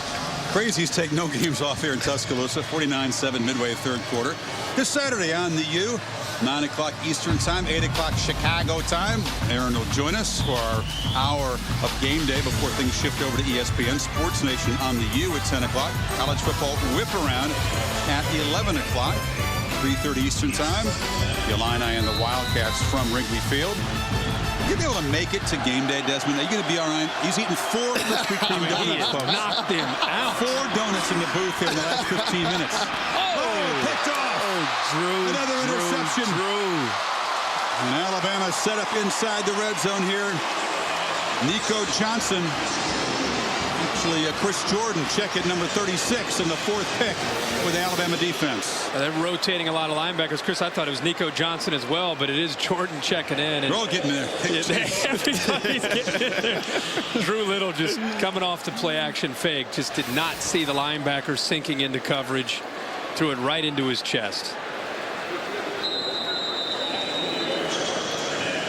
Another short field for McCarron as the drive begins in the red zone. And Demetrius Good. Back again. Des showing outstanding endurance with these donuts going down. You know, I got a feeling that McCarron isn't crazy about getting the short field. I think he wants to air it out. You know, this is not his game. Yeah. I think Good likes it. Good barrels down inside the 5. Ran over Fred Barnes. He may be undersized at 5'9", but he's low center of gravity, 190 pounds. He's going right over the top of this defense. Poor Fred Barnes, the freshman, one of the leaders of that secondary, came up and didn't quite have his leverage in position right. Now the starch is gone from that Panther defense, I think, at this point. And the backup offensive line clearing the way for Good, who muscles down to the 1. Panthers playing some backups as well. Terrence Woodard is a 3rd-string nose tackle, 75. True freshman. You know, you talk about how McCarron would like to air it out, and you're absolutely right. But at the same time, this is part of his growth and trying to learn how to manage the game. When you sign a letter of intent to play quarterback at Alabama, you realize that you're going to win with defense and special teams and playing smart on offense, and that's part of his growth. And having a chance to come in and do this is very good for him. Because you know he's thinking, okay, I've had enough of this short field stuff. Can I grow with like an 80-yard, drive, a 70-yard drive, where I could go downfield? I take it back. A couple of plays here, the Panthers have bowed up on defense after they really ran down inside the 5, so it'll be 3rd and goal. Well, they've really held up in the interior, their defense. Evan Bostic, a nice play, the linebacker. They're one of their leaders in that side. Bostic, Kareem, 90, the nose guard in there battling, trying to eat up as many blocks as he can to free those linebackers up. See if they have to go outside. Good. This time able to muscle over the goal line. And the count over 100 for Alabama now. That's just good smash mouth football right there. Hard running, power play. They also again made them work for it in the middle of that defense. I tell you what, the defense, they came to play. Yeah, they came to play. The offense, they're not helping them at all. They made it far too easy for Alabama. Another touchdown drive that began in the red zone.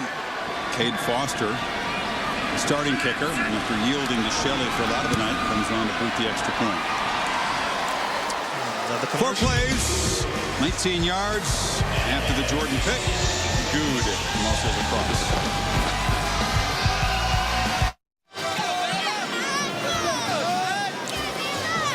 All right, 56-7, about what we expected, frankly, with the Crimson Tide tuning up for Auburn. We'll begin to talk more about the showdown here a week from tomorrow as the Tigers roll in there. They hope, certainly, with Cam Newton, try to protect that perfect record before they take on the Gamecocks for the SEC title. And with the remaining time, we'll begin to spin ahead to some of the stories of this weekend, including a very interesting week in the Big Ten. As you see the pain for Little, a guy that Bill Curry says always has kind of an angry edge. He only has kind of one mood, and he has that mood whether things are going great or going bad. But he's got to be pretty edgy right now because the evening has gotten away from him here. McCray out across the 25-yard line. In the Big Ten, it's still a 3-way race. Only a couple weeks to go in the season in Wisconsin, Ohio State, Michigan State, all 5-1. Spartans would have the head-to-head tiebreak against Wisconsin. Wisconsin would have the break over Ohio State. If it's a three-way tie, goes to BCS standings, but Ohio State's got to visit Iowa. Michigan State has Purdue. All three really have some tough games still to go. Michigan State has to end the year at Penn State. Exactly. Wisconsin and Michigan, always tough to play. Denard Robinson and then Michigan offense. Ohio State at Iowa. So still a long way to go, but it could end up in a three-way tie, which you would think would give Wisconsin the advantage. There's Hill handing off the ball to Evans. What do you think, Wisconsin and Michigan, Desmond? This Michigan defense actually showed up and played okay against Purdue, but it's a different deal with Clay coming back now for Wisconsin. It really is. Even if they don't have Clay, I mean, James White, he's such a fantastic little runner. He can get out there on the edges. He's a home run hitter. I mean, that offense, they thrive with James White in the backfield. I think they're going to put a tremendous amount of pressure on Michigan. Michigan, they're going to have to score, and they're going to have to keep the ball, sustain drives. That's going to be the key, and not turn the ball over. Denard Robinson, he's been turning the ball over quite a lot lately. Evans again takes the handoff from Hill, fights for a yard. What do you think about Pryor and company on the road against Iowa, coming off a very disappointing loss to Northwestern last week? Well, I think people want to see Terrell Pryor and the Ohio State offense on the road. I mean, you almost have to go back to the Rose Bowl when the last time they played a complete game offensively away from home. So I think people want to see, can Ohio State forget about Iowa against Indiana and Iowa against Northwestern. This is Iowa and Iowa City playing Ohio State. They'll play more like the way they looked when they played Michigan State and Wisconsin than what they did last week. Can the Panthers convert on third down? Haven't done it yet tonight. 0 for 7. Hill chased wide and does get the first down as he's shoved out at about the 43. John Fulton forced him out. They convert for the first time tonight. Move the chains. He gave a little stiff arm there and was able to pick up more yards. And you had a feeling that this play might come. In fact, Alabama's right there with Harris. Nico Johnson almost has a chance to come up there. John Fulton, the true freshman, there to eventually get him out of bounds. But hey, they're able to pick up a third down conversion. We talked about how little battles for this Georgia State team, something to kind of hang their hat on as they go into the offseason. You know, Coach Curry told us, he said, I told my team at the beginning of the year, I'm not going to judge you by the scoreboard. I'm going to judge you by how better you get week in and week out, play by play. I think that's what they're trying to do. They're getting, like you said, they're winning the small little battles. Almost lost the ball again. Will Lowry had a chance at a pick. Exactly. Well, the reason he had a chance is Kelton Hill, who is known more obviously as the Wildcat quarterback, the athletic quarterback that can scramble and make plays. That time he just locked in on his intended receiver. And Will Lowry from Hoover, a Great Hope program here in Alabama, Hoover High, read his eyes and instinctively put himself in position and almost came up with that big interception.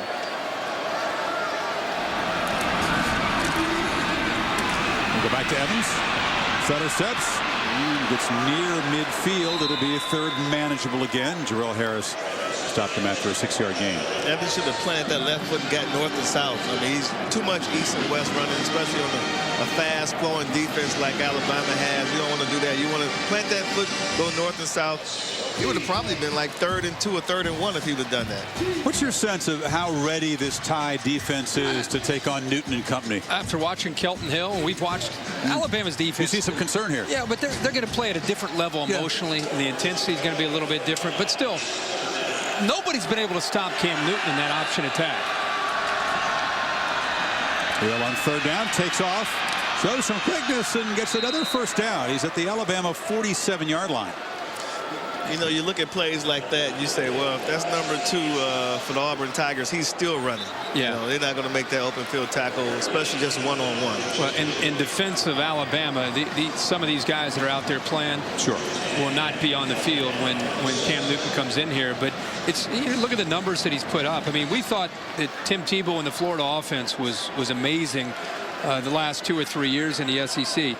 What Cam Newton is doing really, I think, it almost goes to a different stratosphere because of how dangerous he is. Tim Tebow would run over you for 10 or 15. This guy will go 50 or 60 on you. There's a familiar play from the spread, just a quarterback draw. Hilton ducks down there, and Lowry delivers the shot. Here he is right here. He's handled a lot this year, and we thought maybe the Georgia game would be tough with the distractions, the accusations. Comes out after a slow start. Auburn got rolling. See how he runs with a purpose? And this is the most underrated aspect of his game. And what concerns Alabama the most is you get so caught up in their ability to stop this running game. And Kirby Smart, the defensive coordinator from Alabama, knows that it's not just about stopping him and McCaleb in that running game with Dyer. It's about holding up and being sound in the back end against the passing game. You know, all these Alabama coaches say, what do you know? What do you hear? Is number 2 going to play? And then Kirby Smart was bowing up and said, I hope he plays. You want him to play. Are you sure? Be careful what you wish for. Right, so unless there's a development, he's going to be eligible. He's going to be out here a week from tomorrow. They'll find out how ready they are. As a competitor, though, you want their best guys on the field. You don't want to say we beat them with their backup quarterback. So they want that challenge, and hopefully they'll get it, because that's what we're all waiting for. Yeah, and it's a chance, you know, for Alabama. Things didn't go the way they had hoped this year. They lost at Death Valley against LSU. Chance to really salvage their season by ruining Auburn's. Hill chased on 3rd down, fires incomplete. Sidney Haynes was over there, but Hill is backpedaling big time. It'll be 4th down. Aaron? Chris, it'll be interesting to see, too, how Nick Saban kind of deals with the Cam Newton distractions with his team. I interviewed Mark Richt last week on College Game Day and kind of talked to him about that. And he said flat out during the week, that's the first thing he said. He wanted his guys to have blinders on. He didn't want them to listen to, will he or won't he play? He said flat out, we looked at it, we prepped like number 2 would be in the game. And you can only imagine that's how Nick Saban's going to talk to his team about it. By the way, Cam Newton's lawyer made some news today, telling TV station in Atlanta, George Lawson, the attorney, said he's 1,000,000% sure that Cam Newton took no money from anyone, and that Cam Newton didn't ask any school for any money. Didn't mention Cecil Newton or Kenny Rogers. To be continued.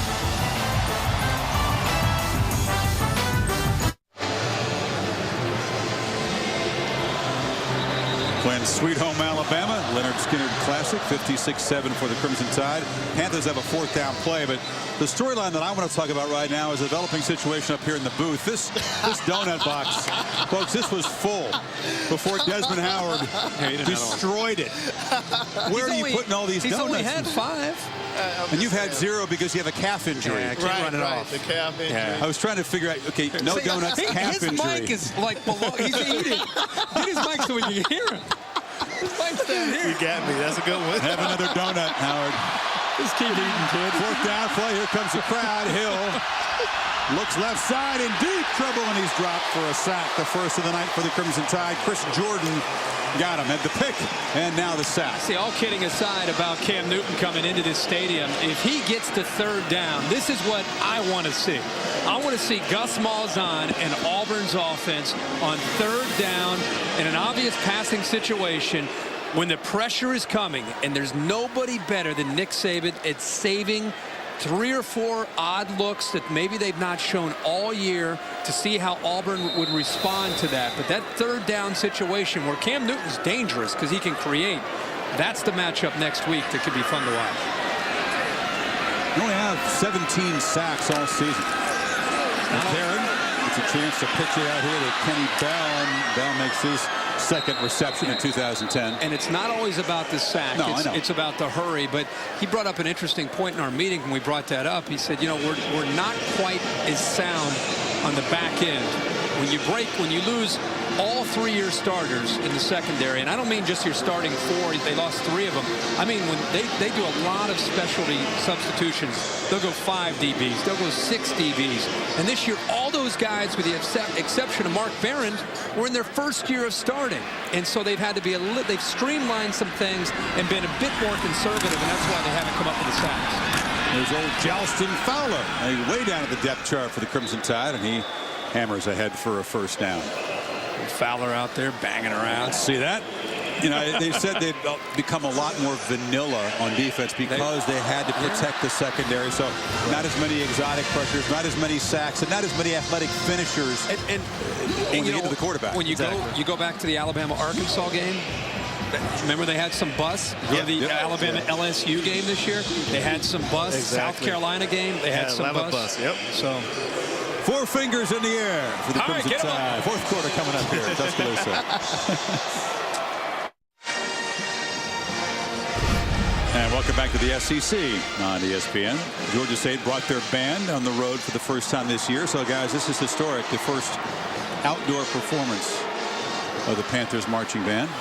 This is Scotty Cochran, the strength and conditioning coach of Alabama, trying to fire up some of the backups in this fourth quarter. Now, you see that guy right there? That's why I can eat these donuts. Yeah. I was with him this morning, yesterday morning, and he gave me the 12 donut, the 12 donut workout, did he? All right. It's called maintaining, right there. Johnston Fowler in the loose. Fowler to the house. He showed some wheels on that. You see? Kind of got the gate. Man, you know, Fowler's got speed. Look at him. This one does. 36.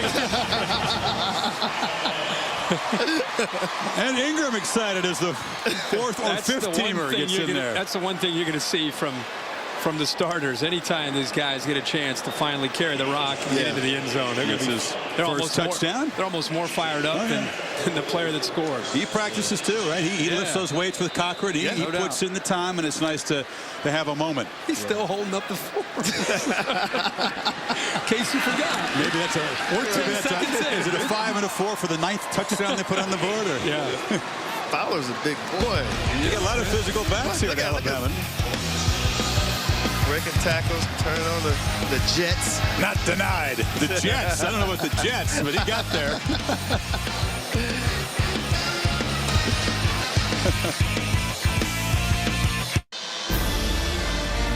Salute the championship tradition here at Alabama. They've got statues for Wallace Wade, for Frank Thomas, won a couple of titles in the pre-war era. Of course, Paul Bryant cleaned up.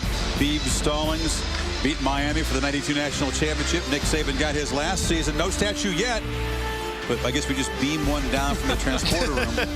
I don't want to say the special effects budget at the U is not outstanding. That is not a very good-looking statue.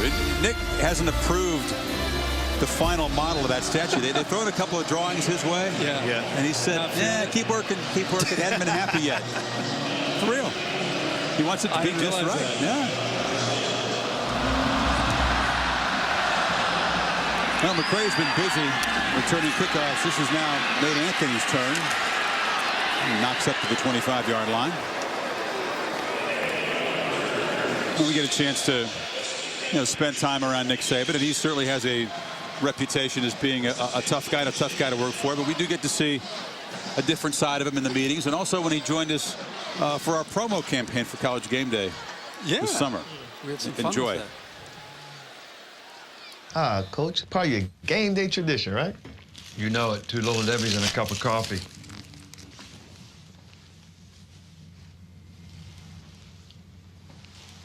ESPN College Game Day, built by the Home Depot. Saturdays. 5-second rule in effect. He actually does eat 2 Little Debbies. He's got you. Yeah. And he made a point to say he doesn't get your diet. My type of guy. Yeah, exactly. No one can play Nick Saban like Nick Saban. No. He made a point to say I don't like I don't want the jumbo. Exactly. I don't want the big ones. Right. Gotta have the small. Yeah. And I gotta have the small ones and 2 of those.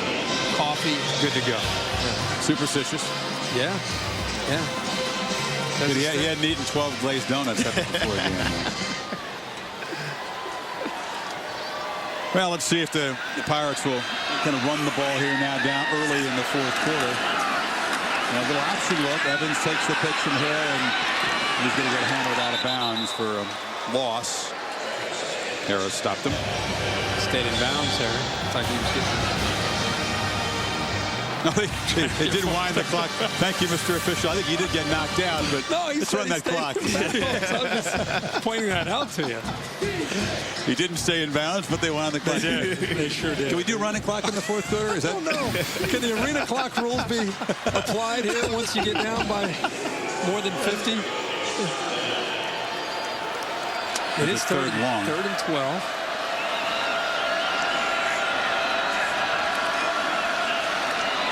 Defense stays at home. They're not expecting a pass rush there. And Evans stopped short, and they'll punt. Chris Jordan in relief has had a good ball game. We're talking about so many different topics. One topic we've not hit on. Is there one we haven't hit on yet? We have plenty of time to talk about it. I found it interesting this week that Cal said, some of their players came on out publicly and said that they figured out Oregon's offense. And all you have to do is play man coverage and use a spy to follow the quarterback and give the read on the zone read, coverage, take away LaMichael James, make the quarterback keep the ball.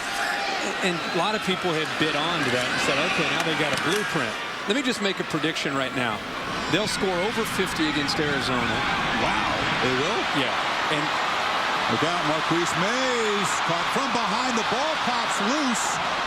And the Panthers fall on it. Let's see if they say he was down. He's going to spot the ball there at the 44. Looks like Alabama will keep it. Wowsow made the recovery, but no fumble. 55-yard punt, 24. My point is, people have been doing that for the last 2 or 3 years, and it's not as if all of a sudden Cal figures something out. Mike Stoops, Kirk says, I love Mike. I love his family. On the Wildcat defense. I want to come back to that one. Yeah, we can. Okay. I mean, 50 points. Arizona does worked over. You saw them get worked over by Stanford. And it's really nothing to do with Arizona. It has more to do with Oregon. I think Oregon is going to have a little bit of a chip on their shoulder next time that they have a chance to play. Right. And I think they resent the fact that people are oversimplifying the fact that, oh, well, you know, Oregon, now we figured out their offense. People have been playing that same defense and giving up 60 for years. The Georgia State coach has challenged that the runner was down and it was not a fumble. The previous play is under further review. It draws boos from the crowd for Kerr. Let's see if Mays did go down before the ball was ripped out. As his backside hit the turf, and they were tugging at the ball. Let's see. It's like his right side is down. Yeah, he's down. I don't think there's enough evidence to overturn the original ruling. A chance to prolong. Yeah. Game here. Michael Hall tried to rip the ball away from Mays. Wowsow jumped on it. I don't even think we need his third or fourth look. I think he's down there, and we can make that call and continue on here. SEC officials. I'm assuming they're looking at the same angles we're looking at. They actually use the angles that we send them. Yeah. Wow. So I'm sure they're able to come to a quick determination here. And you would think so. I mean, because we have. Absolutely. I just needed that first one, and I was good to go after that. I'm with you. Maybe they just want to be really sure. I mean, because always better to be safe than sorry. Give it another look. Yeah. You know, Curry making a point that maybe 63-7, but he didn't want to concede. After further review, the ruling on the field is confirmed. The runner was down. Good call. Georgia State will be charged with their third and final timeout. And that was their one challenge for the ball game.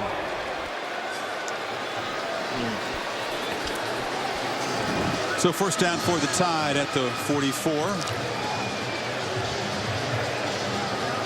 But you want to continue that Arizona 50? Is that what you're saying? Oh yeah, that was good. That was good. You threw it out there. I mean, and they'll also be able to score a lot against Oregon State. So my point is, I don't think it was everything about Cal. I think it was more about perfect setup for Oregon to show up flat and have a chance to potentially lose a game.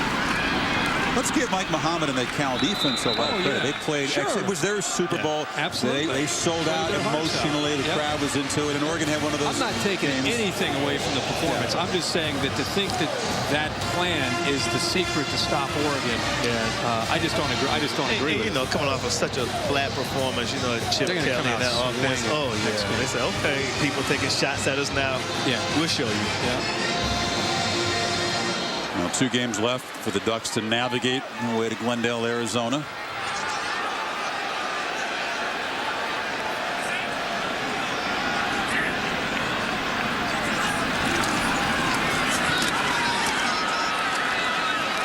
It'll be 3rd and short.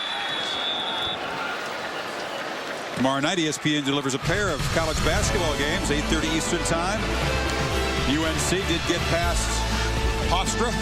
Set up the matchup against Minnesota, and it's Kentucky and Portland at 10:30 Eastern Time. Chance to see 2 of the most storied basketball programs of all time, Tar Heels and the Wildcats in action. Boy, Thad Matta and his bunch looked scary good when they took on Florida. The Gators. Oh yeah, you're right about that. Yeah, Jared Sullinger, the true freshman, just a beast. Yeah, I think he's a one and done. Yeah, well, I don't want to go that far.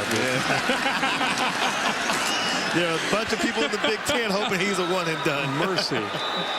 He looks strong. Yeah. You know what's funny to watch? Not funny. It's great to see the Alabama first teamers standing up when these backups are in the game, and they're paying attention and they're involved in cheering for these guys. Them on. Yeah, Exactly. yeah. I mean, it's not like they're just sitting on the bench. Like somebody tell me when this clock runs out. I mean, they're up, and every time they pick up a big block or they get a good run, they're up there cheering on their teammates. That's good to see. They've used, what, 6 or 7 tailbacks now. This is Howell in the game. He's wearing number 21. We don't have a whole ton of information. This is starting to feel like the spring game. Aaron, I'm not sure you can shed light on that, but let's go down to you. Yeah, I wasn't going to shed light on that. I was going to keep the talk show going and talk a little peer intervention, something that Nick Saban brought up with us, and I know Herbie will like this subject. Just talking about, in the 2 losses, they lost a lot of leaders last year, guys that would really get in other players' faces when they just felt like they weren't doing the right thing. And great story about Dante Hightower, and just, he's so frustrated after the South Carolina loss, and he was just thinking, what would Rowe do, Rolando McClain, and how would he handle all this? And before he could even think twice about it, the Oakland Raiders rookie gave him a shout out and just gave him a little advice. And Herbie, I know you're a big fan of Rowe. Absolutely. What did Rolando McClain say? He was not going to talk to the media until the Raiders sold out again. And they sold one out, and now he's back in the media ban now. Yeah, but how about that from a rookie?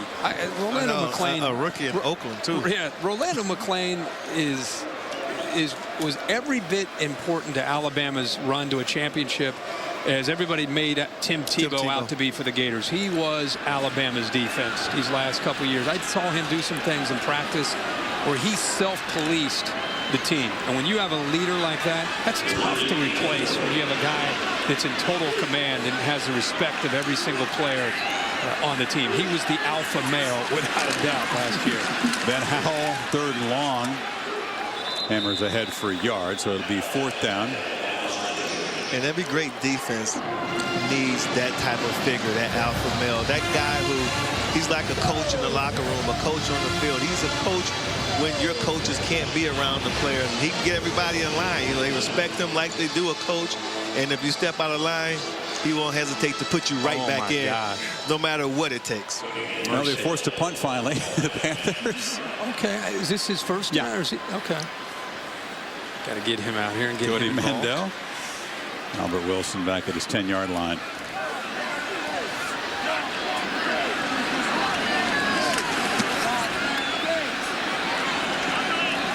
Fair catch at the 12. Inside of 8 minutes to play.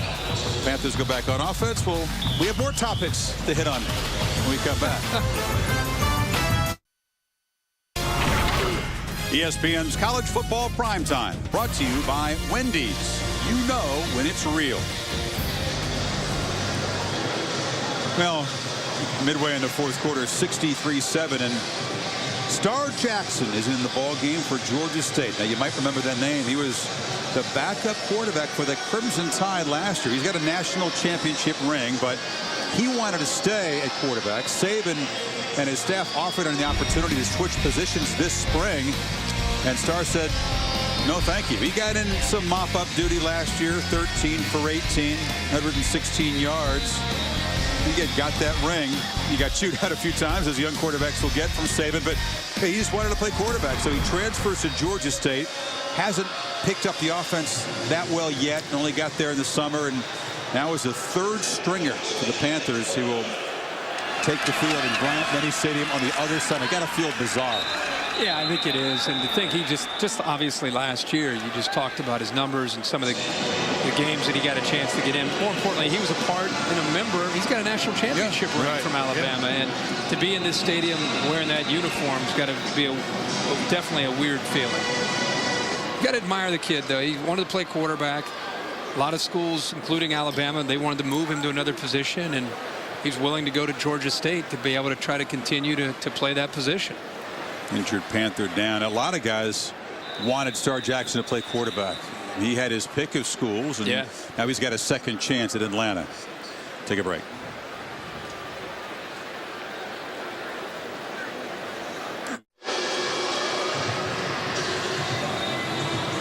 Backup left tackle, true freshman Ulrich John helped off. Just got involved in the scrum there. Keep an eye, number 56 left of your screen. It's his right knee. That's no fun. One of those things that happens, just kind of get pushed backwards, and an Alabama player was behind him. Yeah, anytime a player gets blocked into a knee and then you get pushed over on top, you always worry about the knees. Jackson chased. He wants to show his elusiveness, and he scampers out after a short loss. Yeah, his receiver fell down on the play. Star Jackson had nothing to do with just trying to run for his life, get around the corner.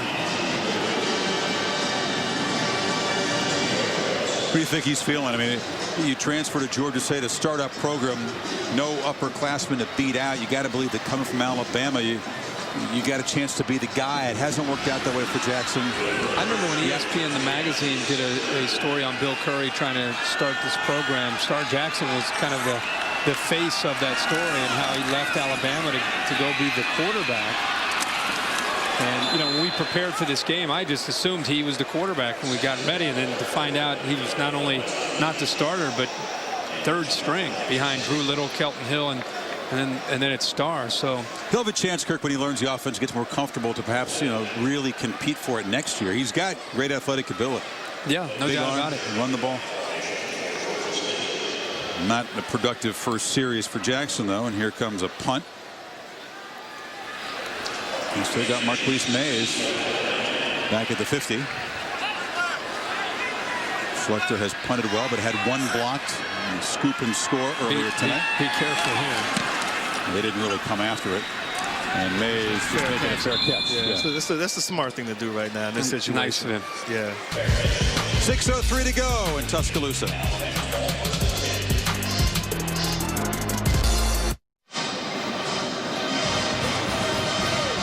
Bill Curry said he wasn't going to worry about the scoreboard tonight. That's a good thing, because it's 63-7. His team has had its moments, but the program being born, in downtown Atlanta, a campus of 31,000, trying to gain an identity. They've got lots of Fortune 500 graduates there, but they had no football program. Lefty Driesell came, started a basketball program, and they launched this thing back in April 2008. Dan Reeves, Georgia native, former Falcon and Bronco head coach, was the consultant. They hired Curry. He felt he was very lucky to get guys like John Thompson and John Bond as his coordinator. As you heard him say, they found a practice field, used the Georgia Dome as a home field. And after playing 10 games against some NAIA and 1AA schools, a chance to test himself against the Crimson Tide. But it's interesting going forward. I mean, you wonder what that ride to Atlanta will be like for this team, what those players really expected, and what they can take away from this experience to build for 2011. It's the last game of the year. They knew that this opportunity was sitting there, and I'm sure they were excited. But I also think deep down, Bill Curry, the president, the athletic director, I'm sure they knew that there was a chance that this game could end up going this way. Right. We talked about it. You have to be able to look at the exposure and the opportunity that you had to play in this stadium and move forward as a program. It's not about just 2010. Right. It's about going forward as a program. And I think at this point, he's already impressed upon them that he's not concerned with the score. They wanted to have this opportunity. This is their last game. Now they know where they stand, and they can go back, watch the film, get ready for next year, and just say we had this experience. There's experience that we'll remember, even despite the score. We went and played the defending national champs in their backyard. We competed. At the end of the day, they shot themselves in the foot a lot of times, especially on offense. Big play on special teams. But the defense, I thought the defense, considering the circumstances, they had some wins out there tonight. So I think that overall, they're not going to be that upset because, like you said, Kirk, we knew this was a possibility. What do you have for me on Carson Tinker, about the 8th or 9th guy to carry the ball for the team? I will say this, though. In recruiting, it's obviously about the university, but it's also about the head coach. And Bill Curry cares about his players. Right. If you're a parent and you're thinking about your child has a chance to go play at that level, at the 1AA level, and you're looking at different schools, and you got a chance to send him to Georgia State right in downtown Atlanta. Great academic history and a chance to play for Bill Curry and some of the life lessons that you're going to learn from Bill Curry. Exactly. That's what the opportunity would be about if you're a parent sending a potential recruit or your child to that school.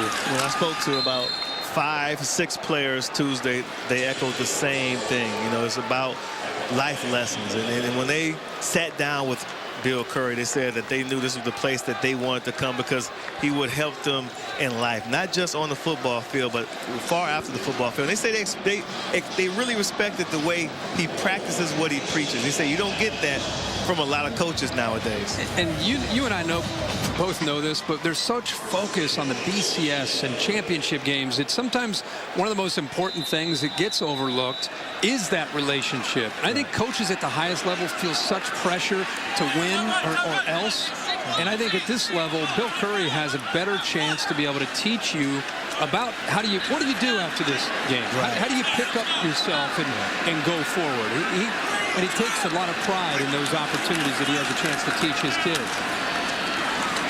Jackson hands over the middle. Did a nice job, by the way, stopping Alabama on that 4th down. Ty have not converted 3rd down as well.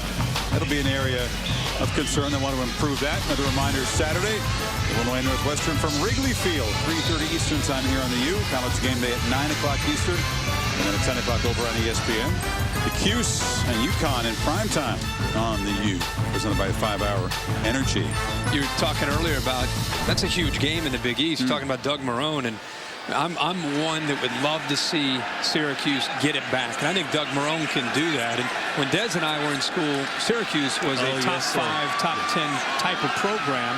And maybe Doug Marrone, who was an assistant on some of those great Syracuse teams, can get the orange back. Jackson chased. Gets a little help.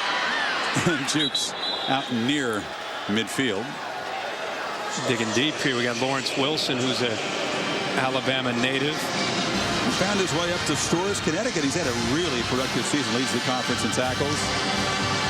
I called a UConn game last year during their stretch when they started to turn things around the second half of the season. He was an integral part of their defense a year ago, and of course coming back this year has had a great year. And all of a sudden UConn has turned their season around, and that's a big showdown in the Big East where somebody eventually, I guess, has to go to a BCS bowl game with the Fiesta Bowl, right. And UConn has a chance still. Jackson on 3rd down. Picks up the 1st down, up to the 42. We can't change that. There's no way to. No. Big East does have to go to the BCS. Turns out that's the way it is. Yeah. I mean, you look. It's one thing in the conference, but just move to your right. Yeah. And look at the overall record. You might have a 7-5 or 8, best case maybe 8-4 type of team playing in the Fiesta Bowl. Yeah. And we have 70 bowl slots, and we're having trouble filling those spots. 70, yeah. It would be touch and go whether you get enough teams with 6 wins. That's like every team in Little League getting a trophy. Hey, you guys won 2 games. Get up here and get your trophy. Malcolm Smith breaks a tackle. Runs for about 10 yards. So what's with applauding mediocrity? Exactly. Am I hearing you question the system? No, I'm questioning like 100 bowl games. Right. And teams that go 500, 5 and 7. You can get in the bowl game. You go 5 and 7. I don't know. I wasn't raised that way. When I was coming up in Pee Wee football and high school football, you didn't get rewarded for that. They're contemplating, if they don't get to 70, allowing some teams, right, Chris? No, sure. Please, don't say that. Don't say that. Losing record. No. Losing record, get in. They have to. That's just. We got to get to the Des, bottom when you played, you only had about they had 6 or 7 bowls back when you played, right? Way back in the day. We got to get that fixed. I was striving to get to the Rose Bowl back then. You know? You're 5 and 7, and congratulations, another good year. Yeah. Here's your bowl gift. And by the way, you can count one AA/FCS win toward that total. Yes. You took in the watch. Yeah. What's wrong with we this? We got 113 to go. That's awful. That is awful. Panthers putting a little drive here at the end of the game with Star Jackson. He'll have at least a couple of productive plays to remember as he tries to look toward becoming the starter next season.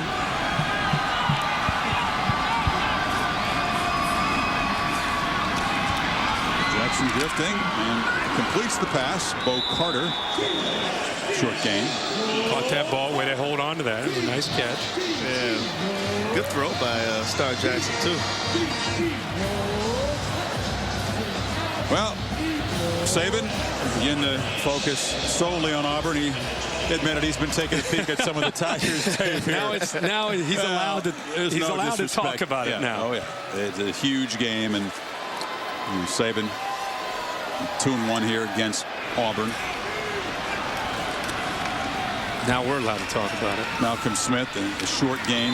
The players, too. Now the players can talk about it. This will do it. This will be the final play. So Curry comes back to Tuscaloosa, gets a special teams touchdown, and Alabama gets the Stars safely through to their ultimate game a week from tomorrow against the Auburn Tigers.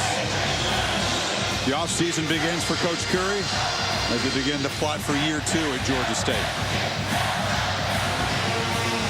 Again, he knew exactly what could potentially happen in this ball game, and I think it was an honor for him to have a chance to bring back Georgia State to a school where he once coached and had a lot of success. So Saban and the Tide move forward to the showdown here in Tuscaloosa against Auburn. Try to spoil champions of the SEC West perfect season. 63-7 is the final. Coming up next on ESPN U is Sports Center U. This has been a presentation of ESPN, the worldwide leader in sports. For Kirk, Desmond, and Aaron, and our entire crew here, I'm Chris Fowler. So long for now from Tuscaloosa. We'll see you on game day Saturday morning, 9 o'clock Eastern from Wrigley Field.